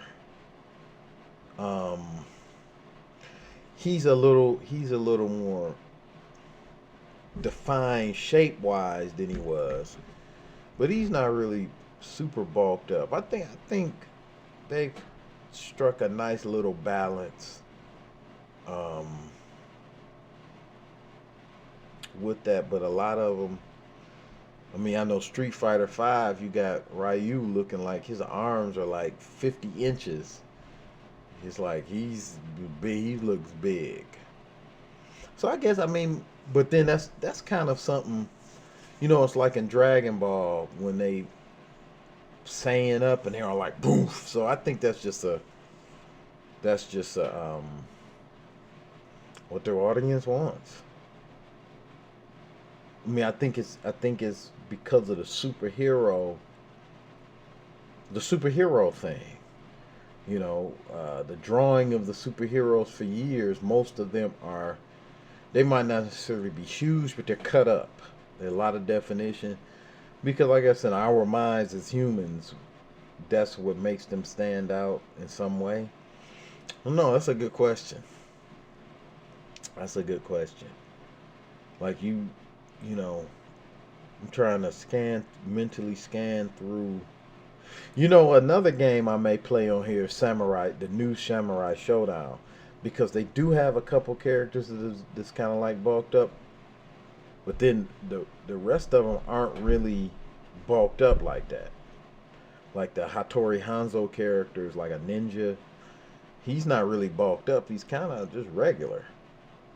You got a couple on the thin side in Samurai Showdown, and you got a couple of these huge bulked up monster built dude looking characters, but not a whole lot if I'm mentally scanning the roster for Samurai Showdown, which is another fun game. Yeah, yeah, superhero things. You know, we see that especially in the live action. Excuse me, oh, what? Excuse me, the live action movies. Yeah, Samurai Showdown is fun, man. Gotta learn how to play it better though. Um, but it's fun. I may do some gameplay on that later if this channel continues later in the year. Um, yeah, be nice to do a Samurai Showdown broadcast and talk about samurai movies. Interesting thought. What what old school fighting game should they revive? I don't know. Honestly, I probably couldn't even give you a good answer on that because all of them kind of run together. What I would love to see, yeah, oh yeah, Eternal Champion. Yes, Eternal Champions. Yes, I remember that game. I like that game.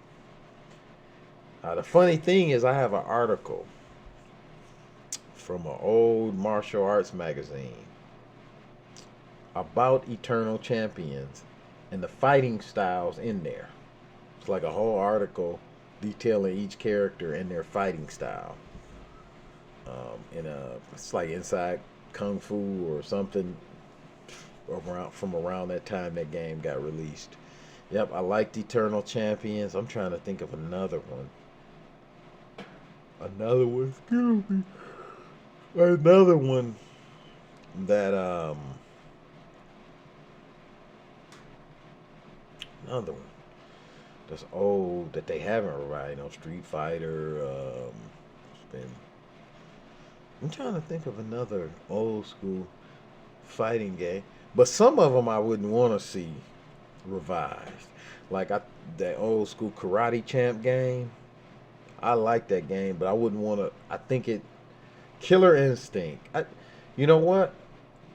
I think Mr. Melandro, there is a Killer Instinct that got revived for a system. Maybe last 4 or 5 years ago. Melandro would know because he has it. Is it? I can't remember what system that was on. Yeah, Killer Instinct. Yeah, you gotta ask Melandro because he had the game that's like I I want to say it was 3, 4, 5 years ago, but it was a Killer Instinct that was a newer version, but I can't remember. He has it, but I can't remember what system it was on. I don't know if it might be Xbox, but ask him because I can't really remember. But there was one. Um, yeah, they might have. Yeah, but it won't be the same. Honestly, the simplicity of it. Well, you know, the one thing I will say for me at least, for those old school games, the graphics were simple, but the gameplay was hard, man. Like that Karate Champ game, that gameplay is not easy. Not saying this new stuff is easy, but I'm saying that was not easy. It was just the graphics were what the graphics were back then. But everything that need a revival. But what I would like to see is some stuff from the PS. Hey, yes. Some stuff from the PS1 revived or made to be playable on a PS4. Like, it's a Jackie Chan game. What's the name of this game, man? It was a Jackie Chan game that was on PS1 that I would love to see made compatible, not even changed. Yeah, I did that all the time. I wouldn't even want to see this Jackie Chan game revived. I would just want it to be playable on the PS1. I mean on the PS4. I gotta remember the name. I'm looking. Was it Stunt? I think it was Jackie Chan's Stunt Master. I think it was called. Man, that game was fun. Um, so many fighting games have come and gone. I would love, but see, for me, I don't need them revised. I just need them to be made playable. Because there's still an appeal about those games. Oh man, Jackie Chan, the animated one was great. Great. And if you people are watching this later, and I hope people do, I am a huge Jackie Chan fan. I know for a lot of people it's not popular to say now because of his political views or whatever, or what you think they are. I don't care. I may do, see why I haven't done so far a Jackie Chan tribute is because on YouTube I tried to do just a happy birthday Jackie Chan some years ago and use some footage from some of the movies, and it got a copyright strike because that's Fortune Star, the distributor of some Golden Harvest titles. They don't play. So that's why I've never really done a Jackie and Samo tribute. Because now Samo, I might be able to get some more footage from some good footage, like with him doing stuff that Samo can do from movies that were independent, because Samo did more independent movies at a certain point in his career than Jackie did. But Jackie's on, a lot of his Golden Harvest stuff is owned by Fortune Star. And man, you put Fortune Star, or I did at least, blocked in, like it was blocked in so many countries. I think it was like only made viewable in like 5 countries, and it's countries that I wasn't even getting traffic from. So it was no points. I just took it down. But at some point, maybe I'll just do a broadcast on here about my thoughts on Jackie Chan. Like, I love Jackie Chan movies. I mean, Armor of God 2, Project A 2, Dragon Lord, Young Master's so hilarious to me. Drunken Master, Snake in the Ego's Shadow, Drunken Master 2. I could do a whole video on just Drunken Master 2. Drunken Master 2, Dragons Forever with Samo and Yunbu, Wheels on Meals, Twinkle Twinkle Lucky Stars, My Lucky Stars, First Strike, Course Rumble in the Bronx, Battle Creek Brawl, or the Big Brawl, depending on Gorgeous, Who Am I? Like, Police Story 1 through 3. Can't touch Jackie with that to me, But I'm gonna say this, and since this is broadcast on the air, this is gonna be. I'm not gonna take this back. For as much as my love of Jackie Chan, in many ways, I think Sammo Hung is better. And I'm going to give you my opinion, because I'm not trying to prove it, because it's an opinion. What held Sammo Hung back in the international market was because he was fat. That's the only thing that did it. Some of the best Jackie Chan movies are best fighting in Jackie Chan movies are choreographed by Sammo Hung, in my opinion. Dragons Forever, it's choreography of Sammo Hung and his stunt team. Wheels on Meals, where Jackie fights Benny the Jet the first time, Sammo Hung choreography. Project A, Sammo Hung choreography. I'll check that because that might not be, but I think Sammo Hung choreography. Heart of the Dragon, Another Jackie Chan movie. Sammo Hung choreography. My Lucky Stars. Twinkle Twinkle Lucky Stars. Sammo Hung choreography. So the difference in how you can tell if you've never really paid attention is the brutality. When it's a Sammo Hung choreographed fight scene, the hits are more tight in and they look brutal, and the impact is shown in a slow mo. For Jackie choreographed fight scenes, more acrobatic jumping and moving, and a lot more props being thrown and used. That's how I learned to tell when Sammo choreographed Jackie and when Jackie choreographed Jackie. I agree, to me, it could have been, but the audience, man, they don't want to see a fat dude. It's like it won't appeal to the international audience, in my opinion. I'm talking about as a whole. And to me, that's what his look is, just what really held Sammo Hung back. Because in some ways, man, Sammo was a beast in his heyday. You know, he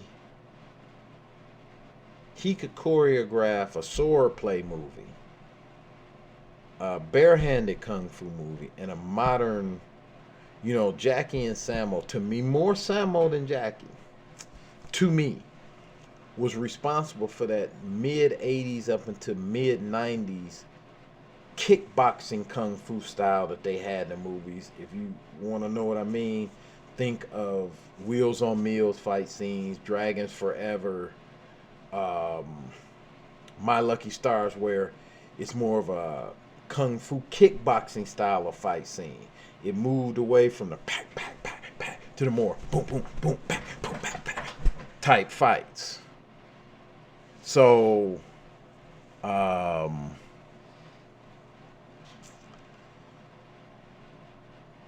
that's a whole series of discussions, you know.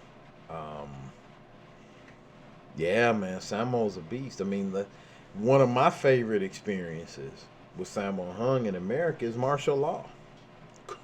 Of course, I got that on DVD.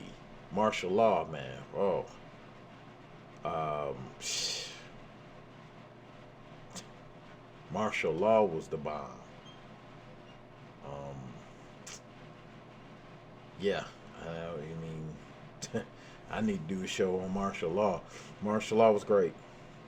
Particularly, I like the first season better than the second because they tried to make the second season too much like Rush Hour with Arsenio Hall and Sammo Hung's dynamic. The first season was on point.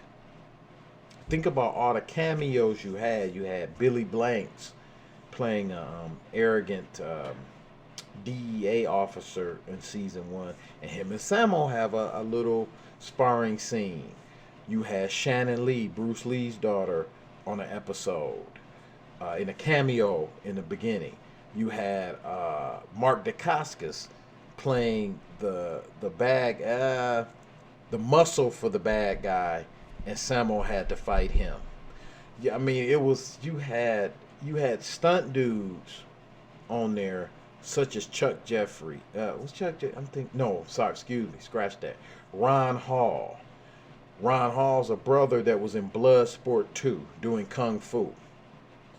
Ron Hall, man, was on there as a stunt dude fighting. I don't know if he fought Sammo, but he was on there. I'm missing other people. That show, you never make, like, it was a time, in my opinion, on American TV. I want to say it was during the time where you could still go see a martial arts movie at the theater.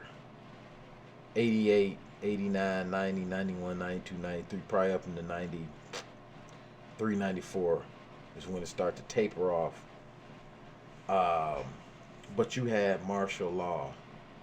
You had, during this 88, I'm talking about 87, 88 time period all up to the mid-90s, you had martial law. You had Vanishing Sun with Russell Wong. That was a martial arts series. You had Kung Fu The Legend Continues with David Carradine and the other dude who I'm looking at his face but can't remember his name.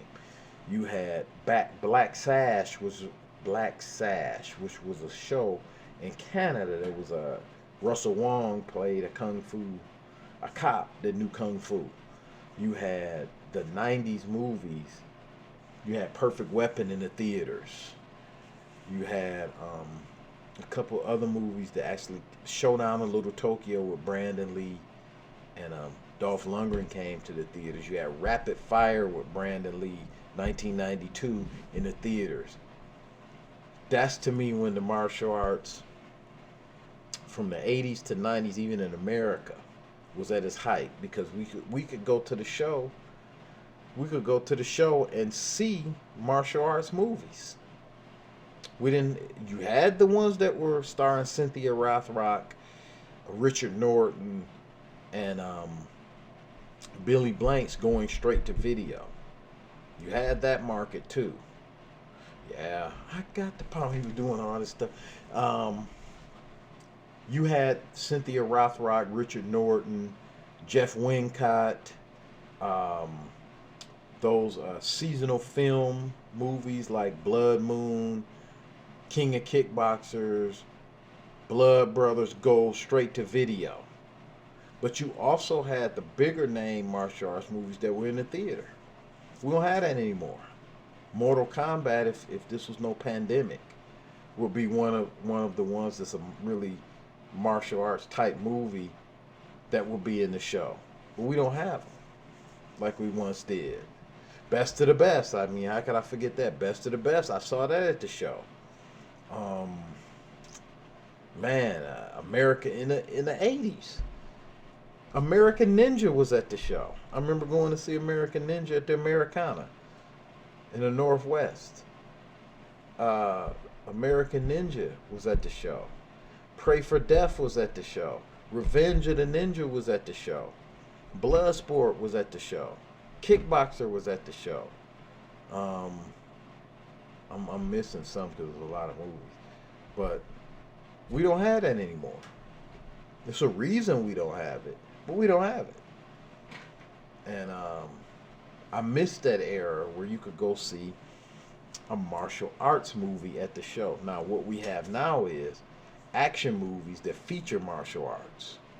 So what it took away for the average person is the novelty of seeing martial arts in movies. For instance, I'm gonna give you an example. In the 80s, you had Van Damme as a star, martial arts star. You had Stallone and Schwarzenegger as action stars.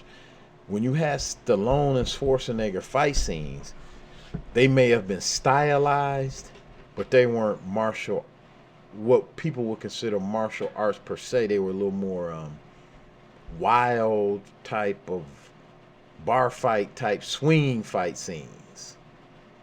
Right. Yeah. Yes. You would get hyped up and the martial arts boom was happening. You know.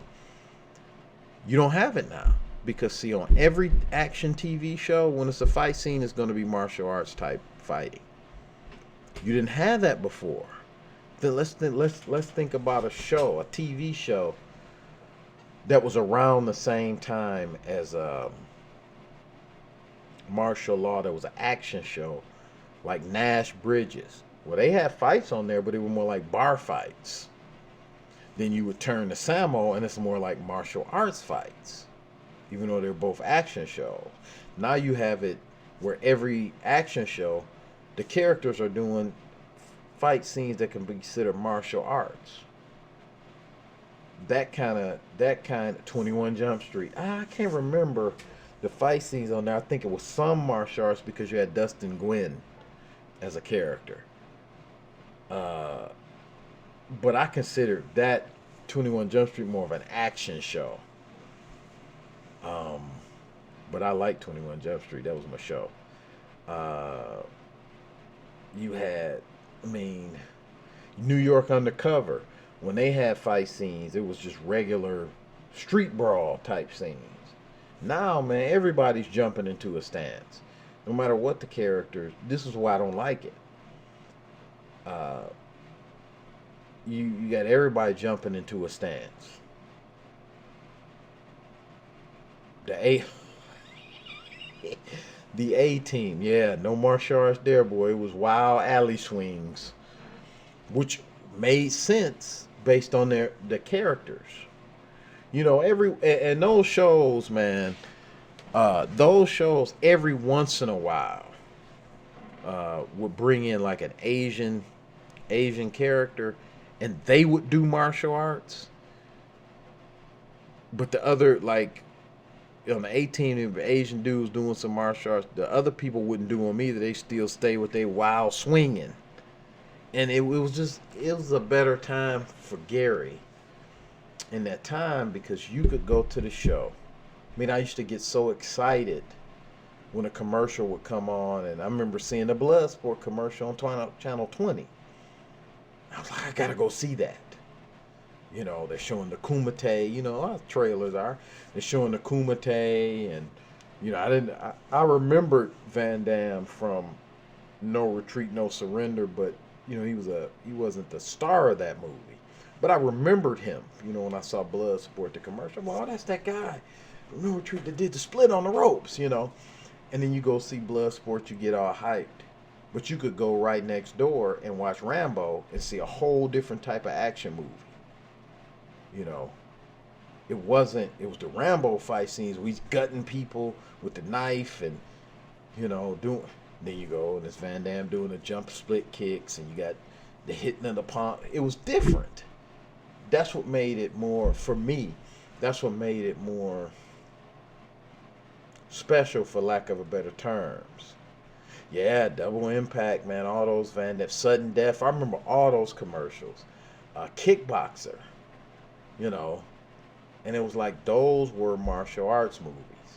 Now what you have is action movie featuring martial arts, and very few do you have what I call the martial arts dynamic, where there's a scene where a guy's being taught by a teacher. He goes through the teacher-student process. That relationship might not be the focal point of the movie, but it's an important part of the movie. Like for instance in Bloodsport, when he learned from Senzo Tanaka, you're not Japanese, you're not a Tanaka. You know, that was central to that story. So to me, that was a martial arts movie where, let's say, John Wick is an action film where the character knows martial arts. There is no, you don't even know how he learned it, other than he was an assassin. But you don't know. There's no teacher-student dynamic. I think that's done within the movies that come to the show.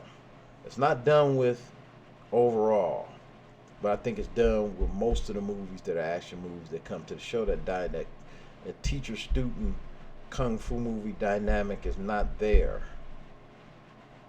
Or martial art movie, I should, because American movies wouldn't be considered kung fu movies. They're martial arts movies. But you had it in, Perfect Weapon. Half the movie was spent of how he learned Kempo. You know, I'm forgetting Kickboxer with ZN, the teacher-student relationship.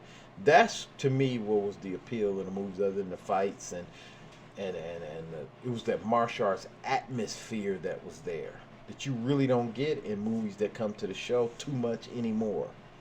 Now you got the Paper Tigers that's coming out, but that's an indie movie. Even it's picked up by Well Go USA. Going to be May 7th. It's going to be in theaters.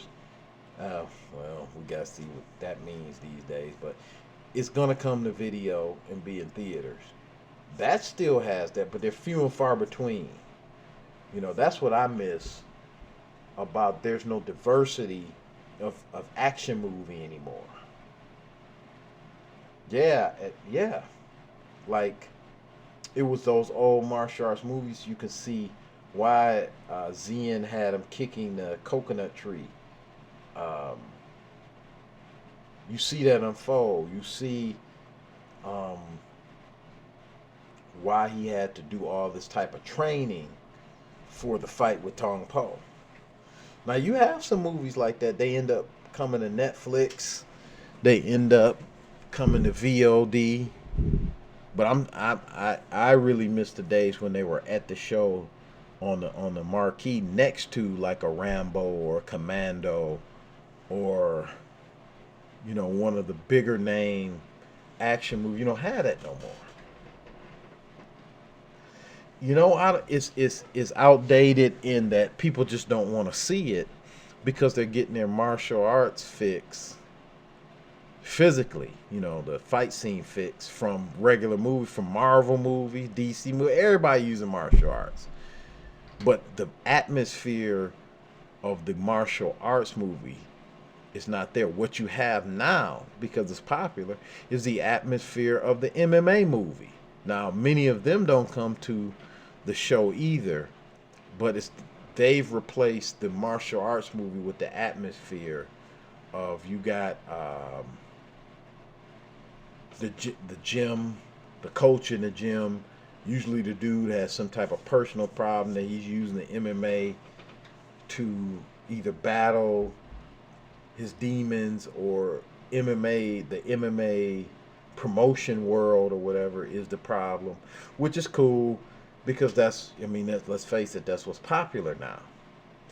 Still not my cup of tea. Like some of those movies I like, they're cool. But my cup of tea, because this is me, I'm old school. My cup of tea is the traditional martial arts film where there's a student teacher showdown, one of the best. Definitely to me, Billy Blank's best movie.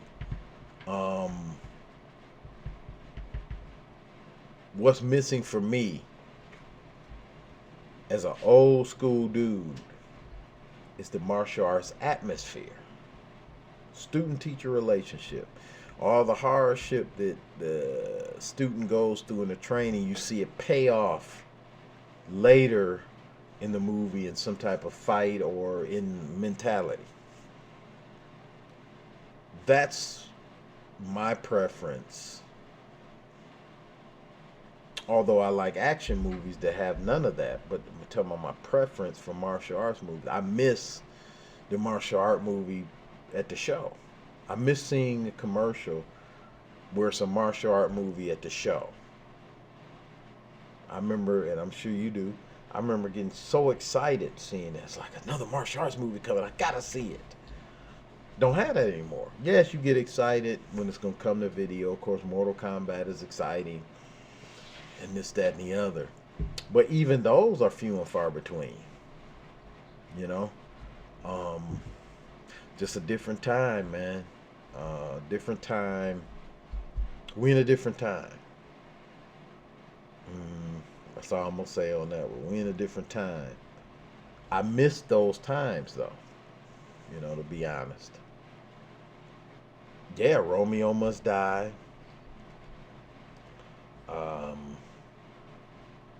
Some other Jet Li ones that came to show. The One. I'm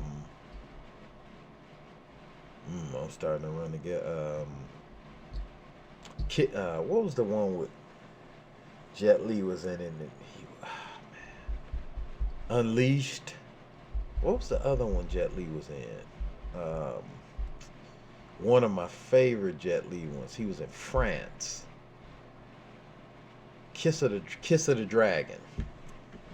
That came to the show. Like those type of movies don't happen. I remember going to see Brandon Lee in Rapid Fire in the show.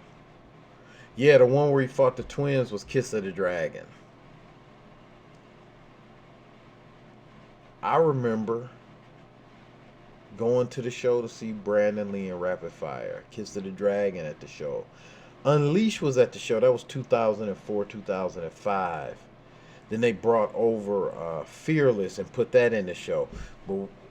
So those are the exceptions, but they still few and far between. It used to be all the time back in the day. Not a fan of the dude now. And was Ring of Fire. That was Don the Dragon Wilson. That was at the show. Blood Fist was at the show. What was the other? Seagal in his first one, Above the Law, was at the show. Hard to Kill was at the show. It was a time. Although that was more action movies, but still, it was it was different. Some of the Dinah Dragon Wilson movies used to come to the show. Ring of Fire, Blood Fist 1 and 2. Um, a lot of his did go straight to video, but that was when it was starting to dip dip down, when people wasn't as keen about martial arts movies as they once were. So the mid '90s and stuff is start to dip down, and I miss those days, to be honest. You know, a lot of times we have quote unquote progress and things never go back to certain ways, but I miss them. Bloodsport being at the show, Kickboxer, as we keep saying, Perfect Weapon, um, Last Dragon. Uh, Man, there was so many movies that used to come to the show. All the Shokasugas, Pray for That's Revenge of the Ninja, um, Ninja 3 The Domination, Enter the Ninja. All these was at the show. I think I seen at least the first three American Ninjas at the show. American Ninja was at the show. Remember an old Mark Dacascos movie I saw at the show, American Samurai. That was at the show. Showdown on Little Tokyo with Dolph Lundgren and Brandon Lee at the show. Man, it was, for me, it was some great times because I could go see martial art movie at the show. Now, Mortal Kombat, if I was going to go to the show, Mortal Kombat, of course. I'm talking about strictly for martial arts type movies.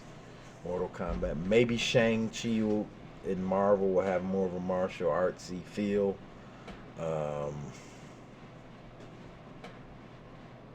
It's a different time. Very different time.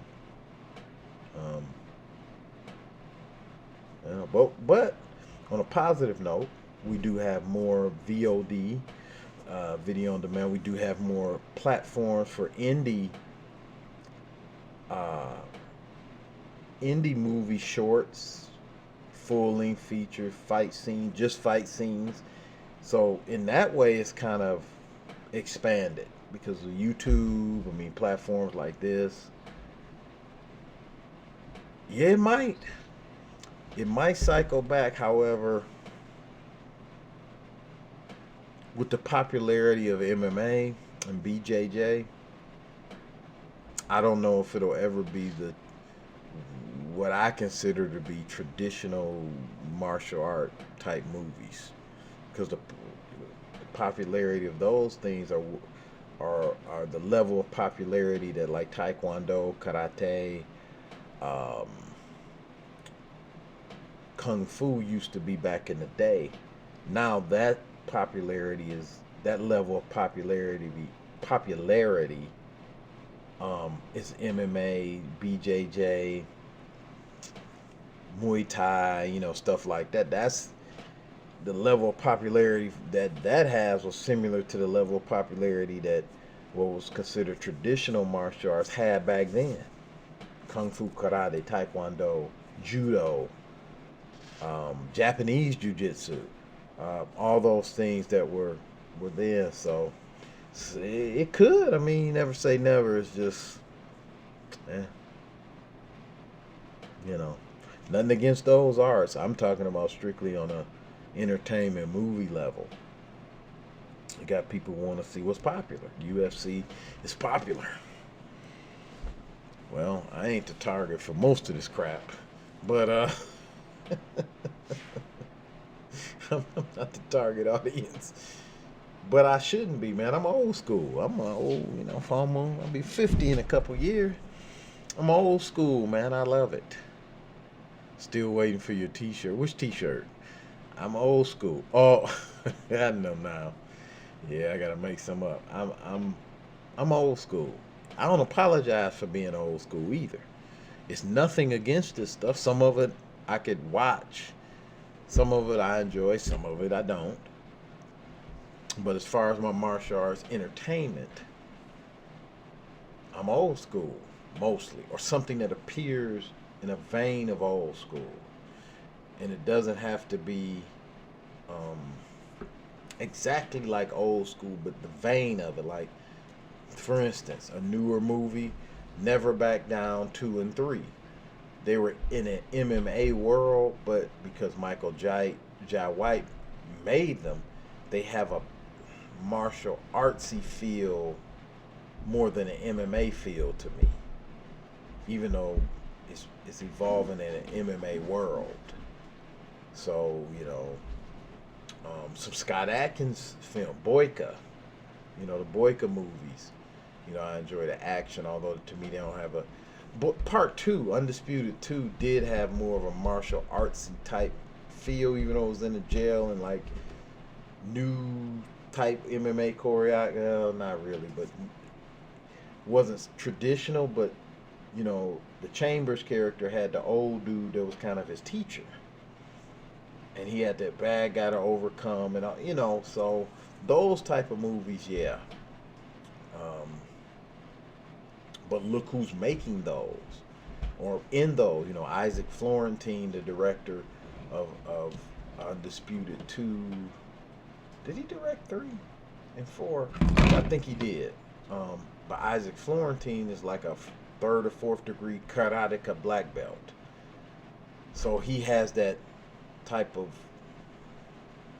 mentality, where there's going to be a student-teacher relationship. Another example, I think Isaac Florentine did Ninja, the new Ninja, not new, but Ninja with Scott Adkins. Teacher was involved. It was a teacher-student relationship.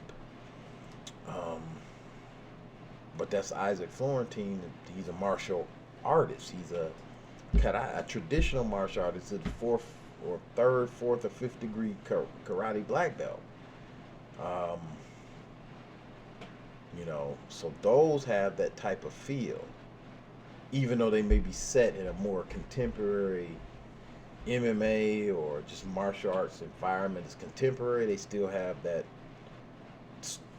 student-teacher relationship, or that dynamic, that martial arts feel to it. You know what I mean? And it goes beyond just the fight scenes. The whole feel to it that I like. But I'm old school.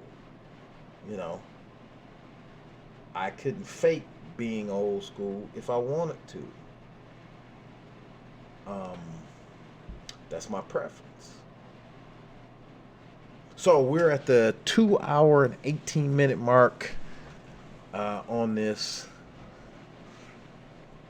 live Twitch. So I hope some people come back and look at this, and we're gonna get some more advertising for like marketing, so we can get some more people to this channel. But this was my test. I think it went decent, so I'm gonna cut it off.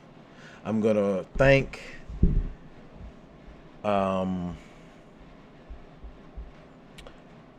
Error with a Rush for tuning in. Of course, my main man Caprobatica, and earlier we had Infamous tuning in. So I want to thank you guys for tuning in and providing some good stuff and feedback on the audio issues and the chat and everything. I finally figured out during this process, which is great, how to get this Twitch chat inside of my OBS,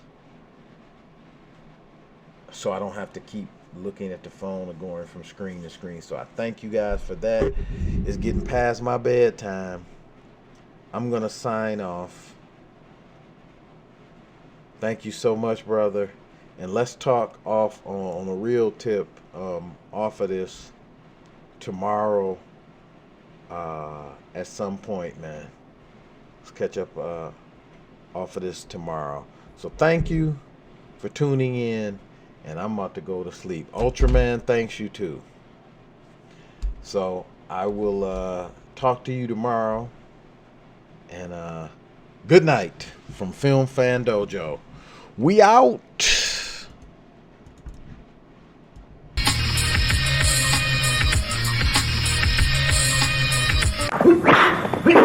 Ha ha!